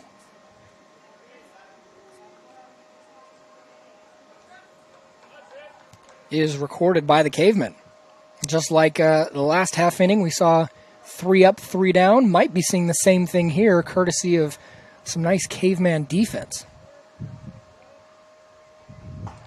Ide deals a nice breaking ball that just falls into the zone. 0-1 for number 6, Trip Rep. Heard me say his name a couple times in the last little bit. Last time he was holding the lumber, he went yard. And when I say he went yard, I mean he almost went into the neighbor's backyard. Probably around a 400, 450 foot home run his last time up. 2-run shot. Gave Ashland a little bit of cushion. This time he's going to bloop over to first base, and Vineyard will make the catch, retiring the side. 3 up, 3 down for Andrew Ide. I did not mean to rhyme there, but I did. So there's that. We will take a step away as I'll give you one last look here, or one quick look, I should say, at the scoreboard. In depth, we were seeing a handful of more hits on the side of the Grizzlies, 9 to be exact. Grants Pass only recording 2 so far, with 5 runs and no errors. The Grizzlies having recorded 1 infield error, 6 runs off 9 hits. We'll be right back after this. Workers' comp claim was denied. Or was it accepted? Now what are you supposed to do? Find out for free. Call Schlesinger and de Villeneuve immediately and let us fight for you. Since 1991, Medford area residents have looked to Eye Care Associates of Southern Oregon for vision care for the whole family. Specializing in optometry for adults and children, ECA uses state-of-the-art diagnostic tools to scan for health risks and get your prescription just right. Get your students a comprehensive vision check to ensure they have their best chance to learn and succeed. And look good while you see well. Specialists in our optical boutique have extensive styles on hand or can special order. We hope to see your family at Eye Care Associates of Southern Oregon. Visit eyecaresouthern.com to learn more. Waiting, even a few days, to report a work injury or illness could cost you everything. But how do you know what you should do? Find out for free. Call Schlesinger and de Villeneuve immediately and let us fight for you.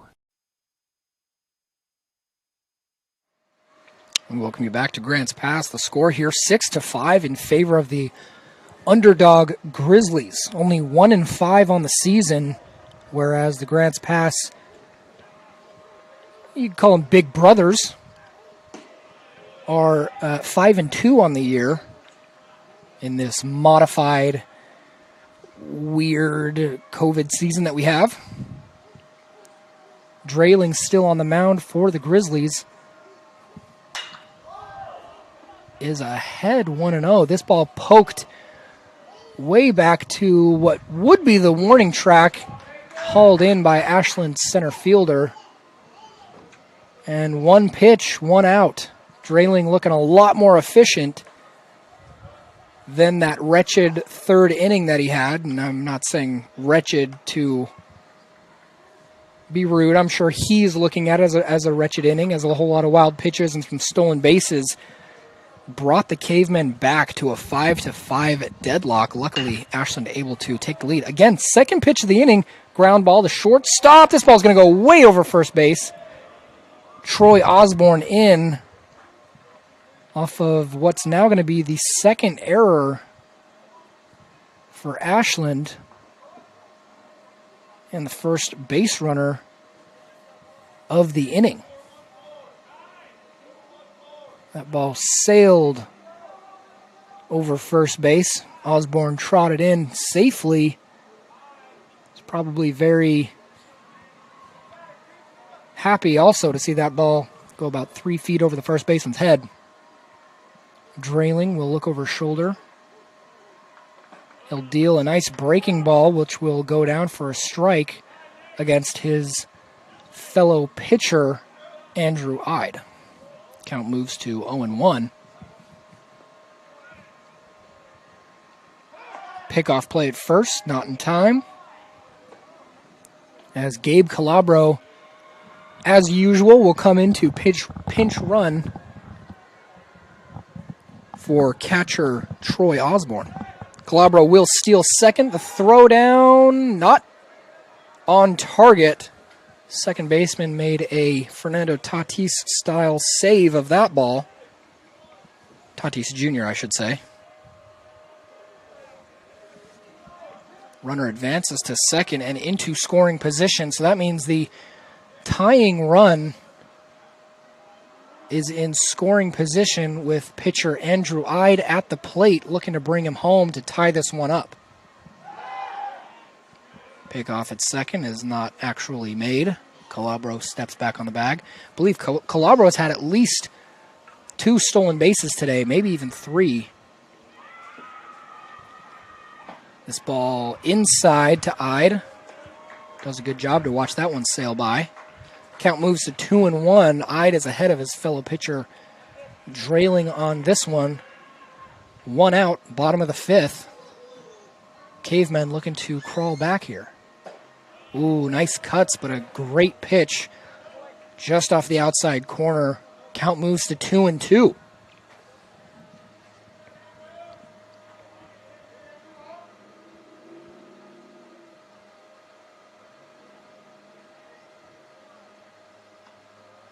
Drayling will deal. Ide pokes that one foul. He'll stay alive. Count stays at 2-2.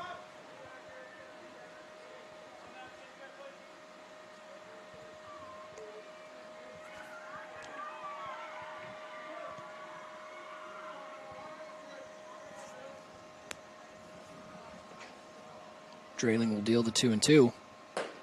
That ball just catches the corner. Andrew Ide doesn't like it. Doesn't have to, though, because he will fortunately take a seat. Second out of the inning recorded nicely by Drayling. You don't, when you're a pitcher and you face another pitcher and you get that backwards K called on you, it's gotta feel different. It's gotta sting a little bit differently, knowing that Guy who's playing your same position as a wild pitch gets away. Calabro will take third base, standing up. The tying run moves to an even more dangerous position. Dante Haven already has a hit on the day. And he finds himself with a hitter's count, 1-0. Calabro at third, taking a lead, and Drayling giving him a quick look. Will not go for the pickoff. This ball chopped down the first base line and foul. Count moves to 1-1.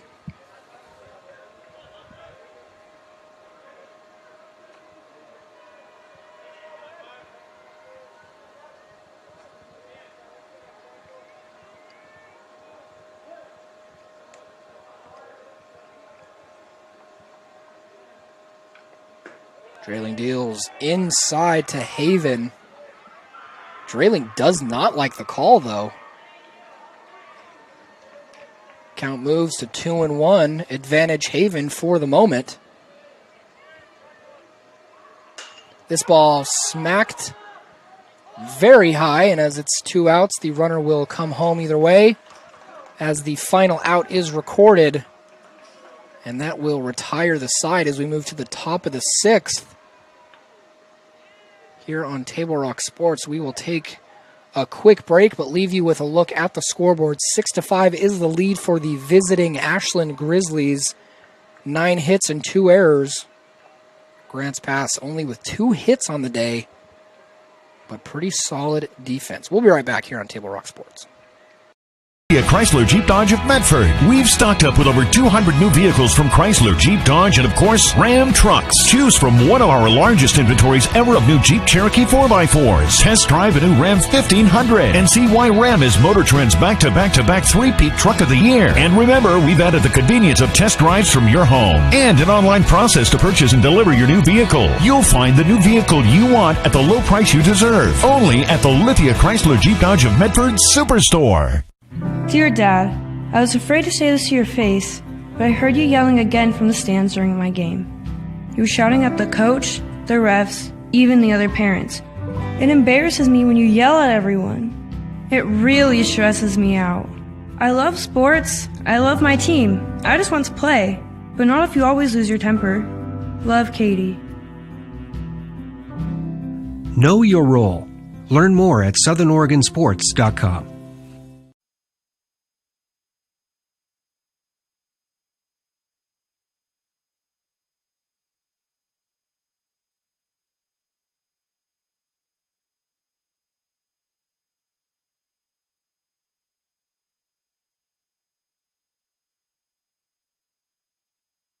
Welcome you back to Grants Pass here. Beautiful stadium, great views, even better baseball. As Ide stays in the game, and he'll deal a pitch to the inside. This one nearly catches fellow pitcher Cruz Drayling. The two have been battling all day. As we move to the top of the 6th here, just a couple innings to go. Drayling will get a leadoff base hit, single, as that ball is smacked to the shallow left field area. He'll nicely into first, and then he'll get to take a seat as a pinch runner will come in for him.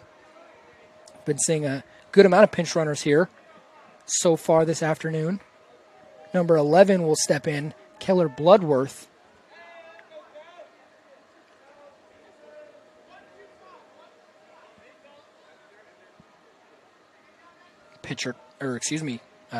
Third base coach yelling out some instructions for the pinch runner there.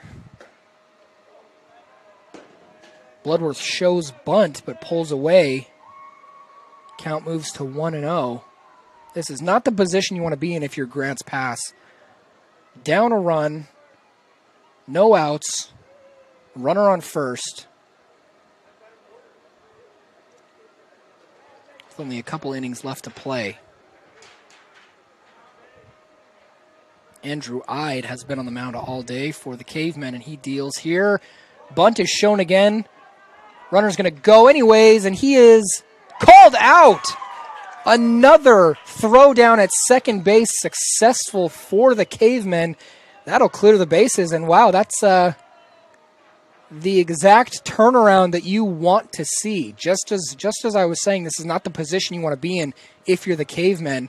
An incredible throwdown again from catcher Troy Osborne, the freshman, one of the only freshmen on the team. A beautiful throwdown to second base, gets Ashland pinch runner, and clears the bases. Ide, though, still working with a 3-0 count here. Wants to back up his infield a little bit and, keep those base runners to a minimum. 3-1 is the count as Ide tries to battle back. See on your John L. Scott scoreboards. Instructions for the whole team, though. Leaves the ball in Ide's glove, and so we will see big number 14 stay on the hill. Tell you what, though, Troy Osborne has possibly had, if I had to narrow it down to the two best plays of the game, not including the trip rep home run, I would give both of those plays to Grants Pass catcher Troy Osborne. There's one out in this inning. 1 ball, no strikes, with 1 man on for the Grizzlies.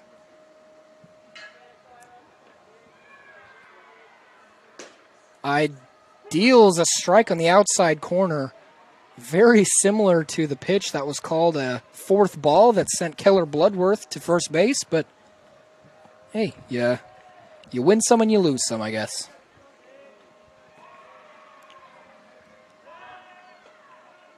Don't know what's tougher, the life of a pitcher or the life of an umpire. Just glad to be here in the booth, as I don't have to do either of their jobs, so it's a win-win for me. Runner's going to go, ball is going to get away from Osborne. Runner's going to take extra bases, go to third. Osborne will opt to not throw to third.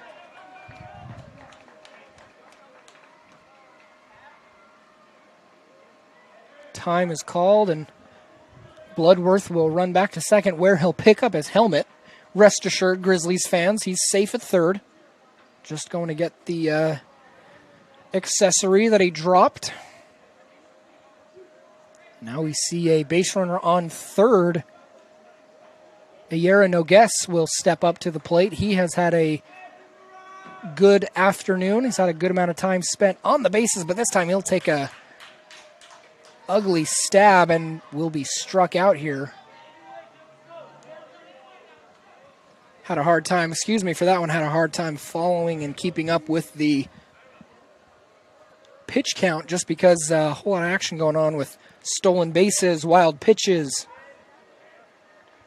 That ball thrown outside, and Bloodworth will come home, will not have to hit the deck. He will come home easily as another wild pitch brings in another Grizzly run, and I think this time Coach Zach Morgan will go to his bullpen as he makes his second visit to the mound this inning. Andrew Ide will, unfortunately for him, take a seat here in the top of the 6th inning. He's not too happy about that, but gets a couple of high fives from his teammates. Looks like a substitution, however, will more likely be made. Looks like Vineyard will take a seat, the first baseman, Logan Vineyard, and instead of sitting, Andrew Ide will move to first base. And in now for the Cavemen, Luke Morgan.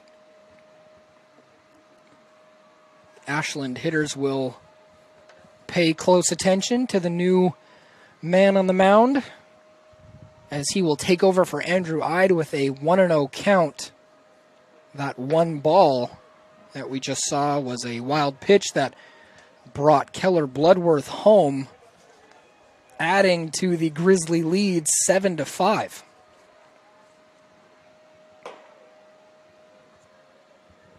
Now, wild pitches do not count for errors, which is probably a good thing as both Ide and Drayling have had a few wild pitches this afternoon.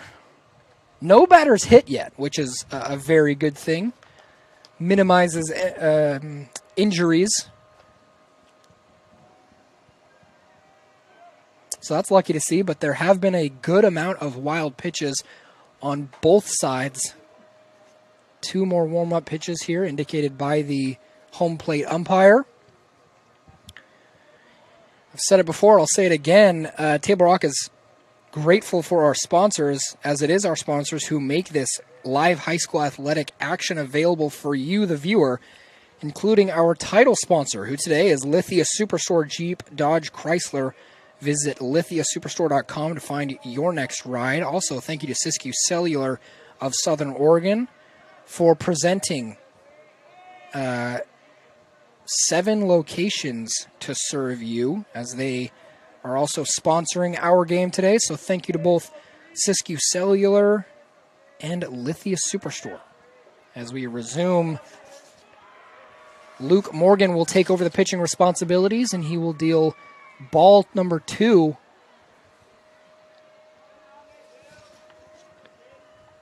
to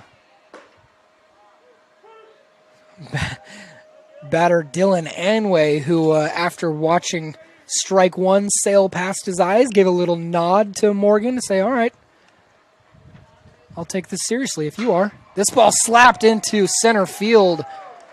Anway with a nice hit. He will round first. Looks like he's going to go to second, and he will be tagged out by a mile. Oh, no. Too bad for Anway. Thought he had a double in his pocket. Instead, he's going to be thrown out from right center field.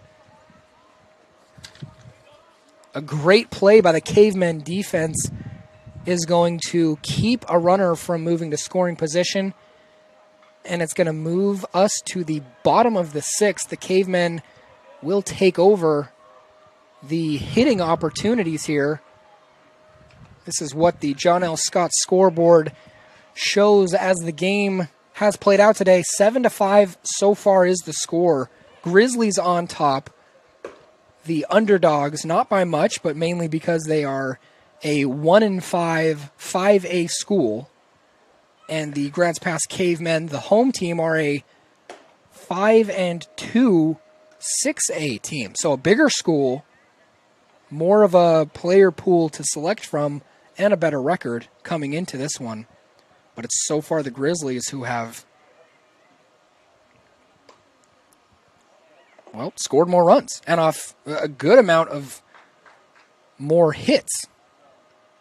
If you're new to baseball and you're curious how Grants Pass was capable of scoring 5 runs off of only 2 hits, well, that stat, that number 2 on Ashland's line underneath E, means a couple of costly mistakes by the Grizzlies that have brought in a handful of runs for the home team Grizzlies. That's not necessarily something you want to see if you're a Grizzlies fan, coach, or player, but the Grizzlies still getting it done. 7-5 here is the score, and Grants Pass will get a chance to tie or even take the lead. That ball paints the outside corner. Shake of the head from Taholo Vainuku Johnson. Been a decently consistent officiating crew here today. Been some great calls at second base. Haven't had any close plays at the plate to this point, mainly because some infielders' choice runs were scored. Oh, that an ugly swing from Vainuku Johnson, and he knows it. Count moves to 1-2. VJ behind on the count, as Cruz Drayling still on the hill. Will deal, ball way outside. Vainuku Johnson happy to see that one sail by. Count moves even. Johnson looking to be the first base runner of the inning. A clean slate for the Cavemen. And he will see the count move full as that pitch sails high.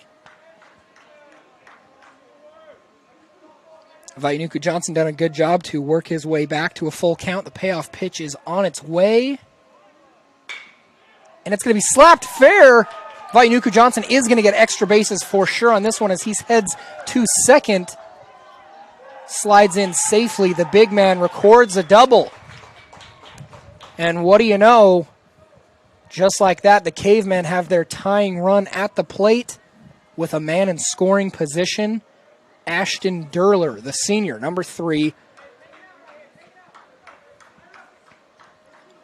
is approaching the plate, looking to get some work done and tie this ball game for the home team, Cavemen. Like I said, some great base running efforts here we've seen all day. Vainuku Johnson will stay at second to run the bases. I believe it was for him that a pinch runner made an appearance. They go to stay with Vainuku Johnson, however. Drailing will deal. Bunt is shown. Ball is high. Wild pitch again. And Vainuku Johnson will advance to third base off of another wild pitch.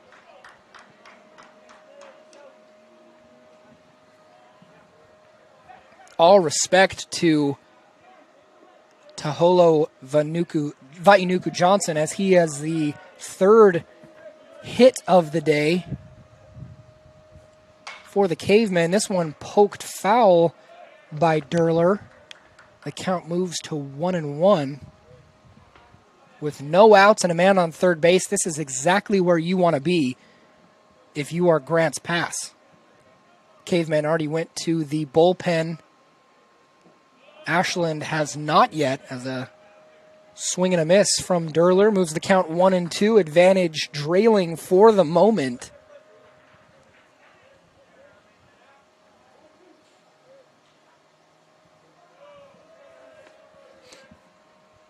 Drailing will deal. This ball looked like it was going outside.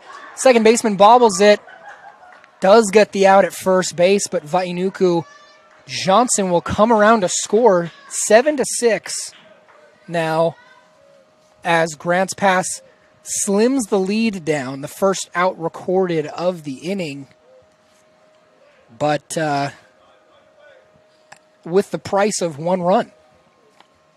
Drailing will now deal to number 8, Kane Robinson, who tried to hold up, but strike 1 is called on him. 0-1 is the count.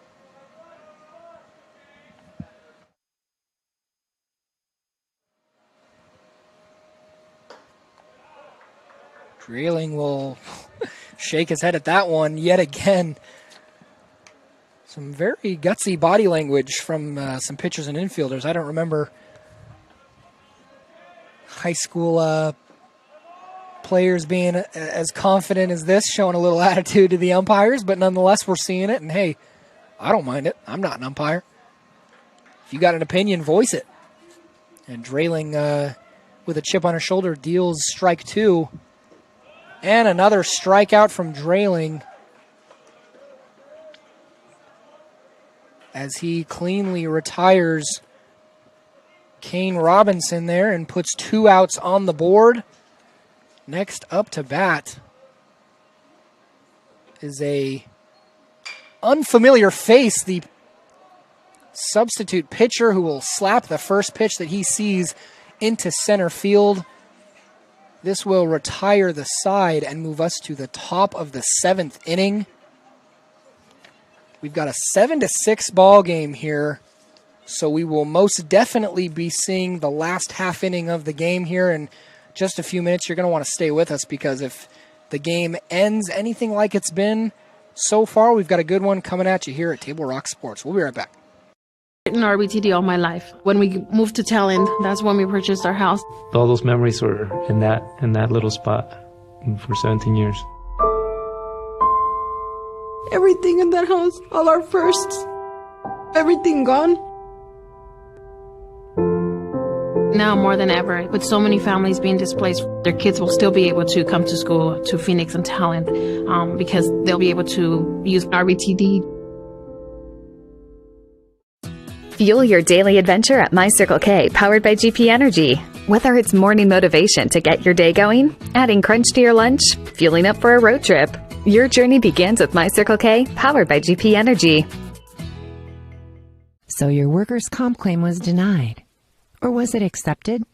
Now what are you supposed to do? Find out for free. Call Schlesinger and de Villeneuve immediately and let us fight for you. Welcome back to Grants Pass. Today's game is brought to you in part by Avista Utilities and our friends from My Circle K, powered by GP Energy. Morning motivation, crunch in your lunch, and fuel for your road trip starts with My Circle K. In Grants Pass here, we've got a great game. Seen a lot of lead changes.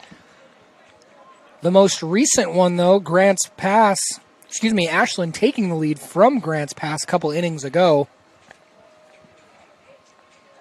The first pitching change that we've seen of the game came from the Cavemen, where Andrew Ide looked like he was going to take a seat, ends up moving to, I believe, third base there, yeah. Moves to third base. Pitcher who came in for him, Luke Morgan, sends a ball over the head of batter Sean Thompson. Thompson involved in one of the more interesting innings that I've seen, where he scored an RBI after striking out on a pitch in the dirt. Pitch sent right back up the middle. Thompson has a base hit, and he is in at second base. That is the 11th hit on the day for the boys in red. Only 3 have been recorded by the home team. And this is not a good start to the inning, the final defensive inning, possibly, for the Cavemen. They're going to want to close this one out quickly and get back to the bats, try to even this one up. This ball is going to be poked high. If the wind permits, it'll stay in play, and that ball will be caught by third baseman, pitcher, now third baseman, Andrew Ide. Runner will stay at first base, but the first out is recorded off a pop fly. And now we'll see a new batter. Jackson Kemper will step into the box and face Morgan, who also flew out his first outing last inning. He saw his first pitch of the day, and the first bean of the day. We're going to see Jackson Kemper hit square in the back there. That'll advance a runner and will put 2 runners on base. Not what you want to see. That's the first hit of the game, as I mentioned. Whole lot of wild pitches on the day. Luckily, that's the first time we've seen ball hit player.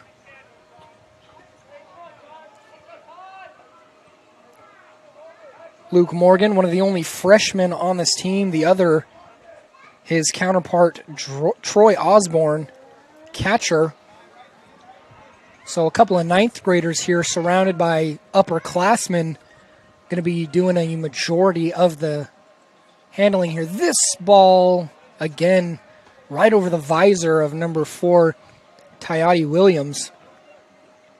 Count moves to 1-0. Morgan's going to look to close this one out to quickly get the Cavemen back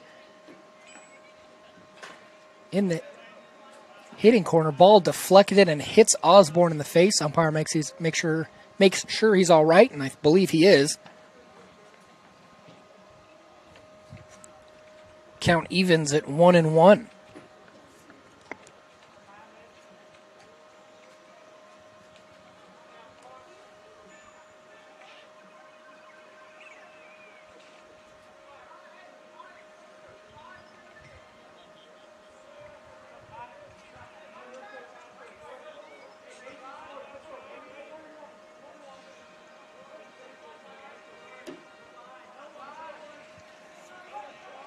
Morgan will deal. This one hits Williams this time. That's 2 batters hit in a row, loading the bases for Morgan.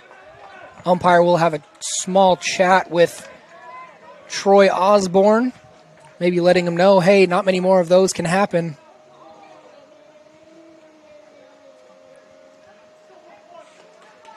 We've got a fresh count with the bases loaded for a young pitcher who's just hit 2 batters in a row. That's not going to do dividends for his psyche. That ball just paints the corner. Nice pitch.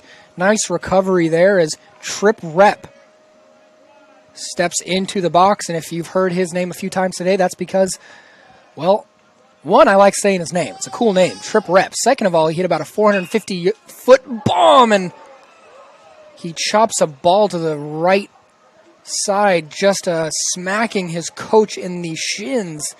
He's all right, though. That's now 3 people hit by a baseball in the last 5 minutes. All jokes aside, coach is okay. Gives a smile and a thumbs up. Trip Rep, though, has a track record here today of hitting a baseball pretty hard.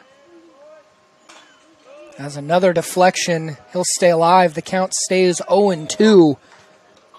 Rep is not the guy you want to pitch to when the bases are juiced, as he showed his power a few innings ago in the third when he helped record a 4-run inning that eventually brought new life to the Grizzlies. This ball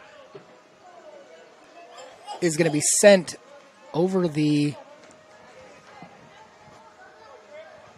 back stands behind the home plate, and I really hope that ball did not hit my car. It sounded like it hit one, and I'm parked behind there. This ball popped up from Rep. Morgan will call for it. He has it. Runners will stay where they are, and the second out is recorded. Now, if Morgan can pull off closing this inning, that would be huge, because we move to the bottom of the 7th, the last half inning of the game possibly, with a 1-run deficit that the home team is going to have to make up. That pitch low and inside. Cruz Drayling, the fellow pitcher, steps in for what could be the last at-bat for the Grizzlies. And then I'm sure Drayling will walk back to the mound. This ball just outside. Count moves to 1-1. Excuse me, count moves to 2-0. 2 balls, no strikes. And Osborne will make a impromptu visit to his fellow freshman. Again, Luke Morgan, one of the only freshmen on the team. The other freshman, man I just mentioned, Troy Osborne. So pitcher and catcher, only 2 ninth graders here. Almost in the entire... And both teams this time, Drayling will send the ball to center field, and it's going to stay down.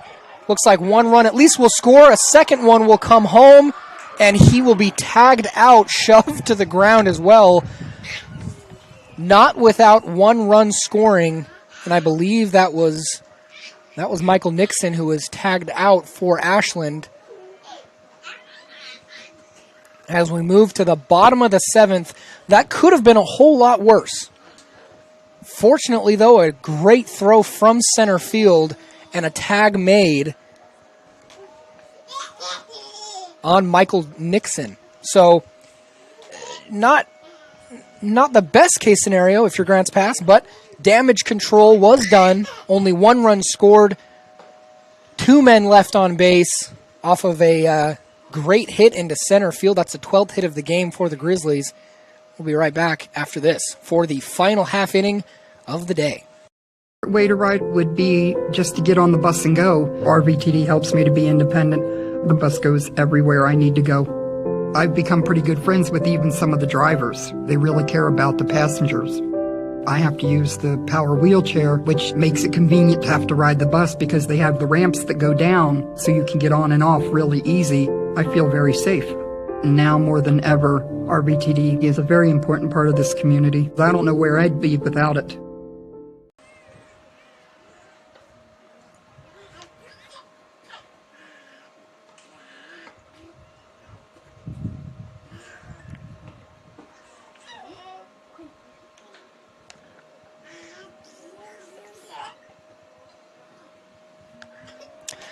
We welcome you back to Grants Pass. Looks like we will have the first pitching change for the Grizzlies, and coming in will be number 12, Miles Ransweiler, right-handed pitcher, 12th grader. So a senior for the Grizzlies. And a smart but typical move by the head coach to save his only pitching change for the final half inning. This is really where Ashland needs that lockdown pitching the most, is right here, bottom of the 7th inning, as we move towards what could be the final 3 at-bats here.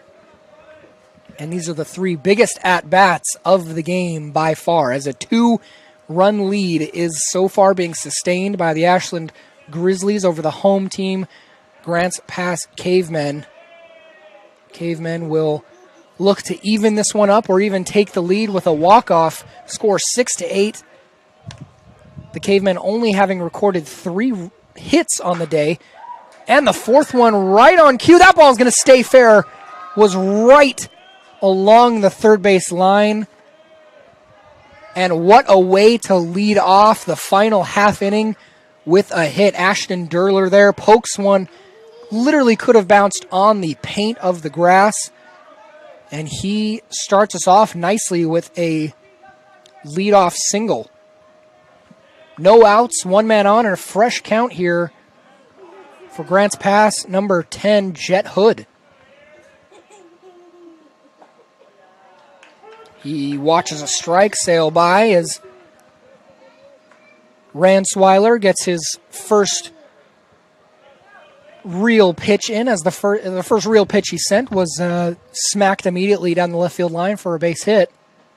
This ball outside, scooped nicely by the Ashland catcher. Ransweiler thankful for that as the count moves to 1-1 for Hood. So the tying run now at the plate with no outs. Count is 1-1. A pickoff play at first. It's a great job by Derler to get back, as a pickoff would be devastating for Grants Pass right now. Great leadoff hit from Derler there. That ball is going to be fouled back into the netting. Derler stole second, so he might be a little apprehensive to do so on this pitch. The count now 1-2. Cavemen really desperate here to tie this one or end it with a walk-off.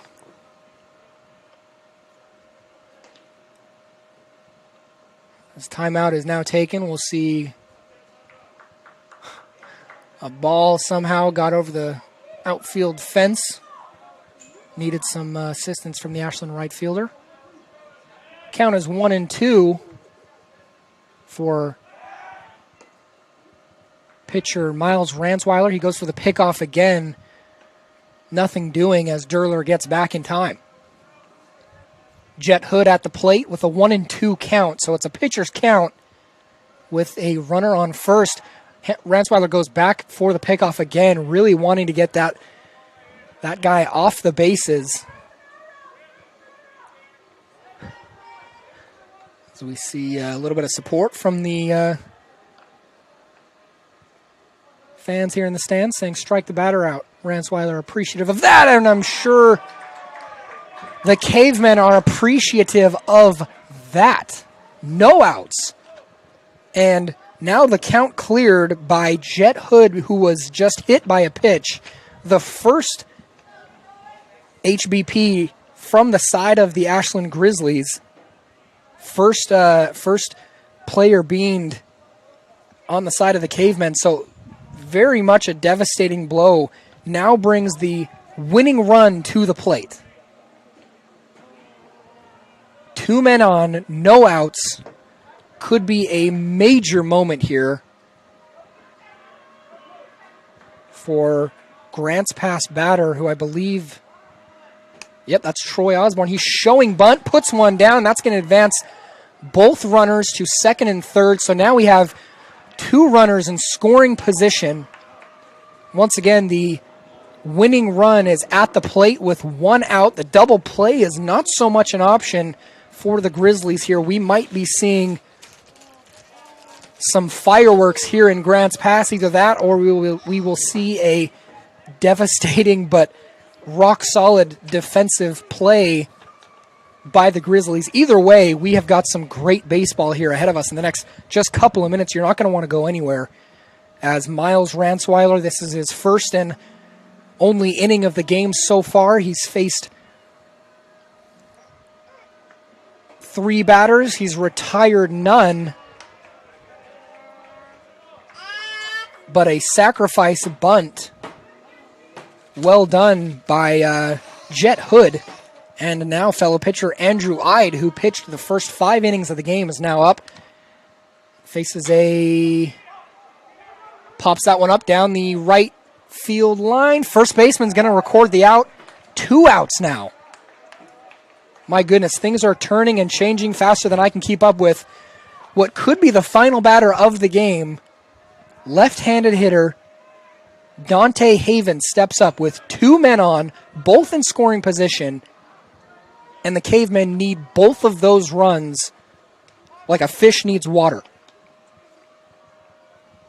That's right. To stay alive, if you didn't get the analogy, they need these runs, and it's for that importance that Ashland is going to take a timeout here and talk this one over. They could end this ball game right here with one more retired batter. And if they do so, my goodness, Miles Ransweiler would record the save, and it would be an exciting save to record.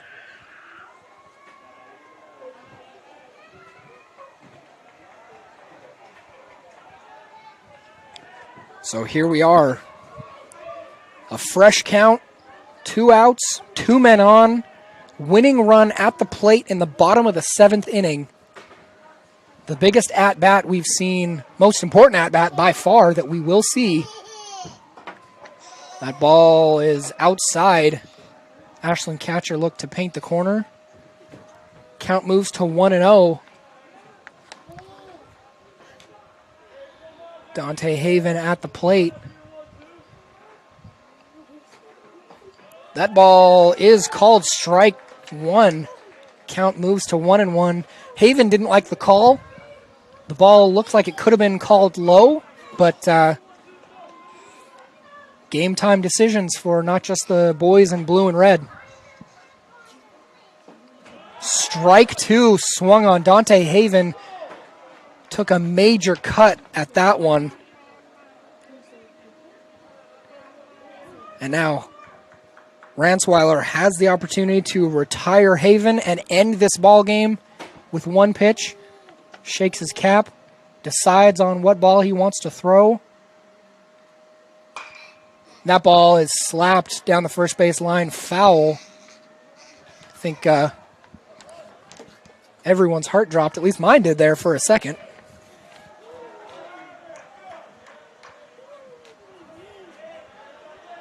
Ransweiler takes a step off the rubber for a second to just calm his nerves, I'm sure. 1-2 count. The pitch on its way. Haven pops it up. This could be it. And the Grizzlies make the catch, and that is the ball game.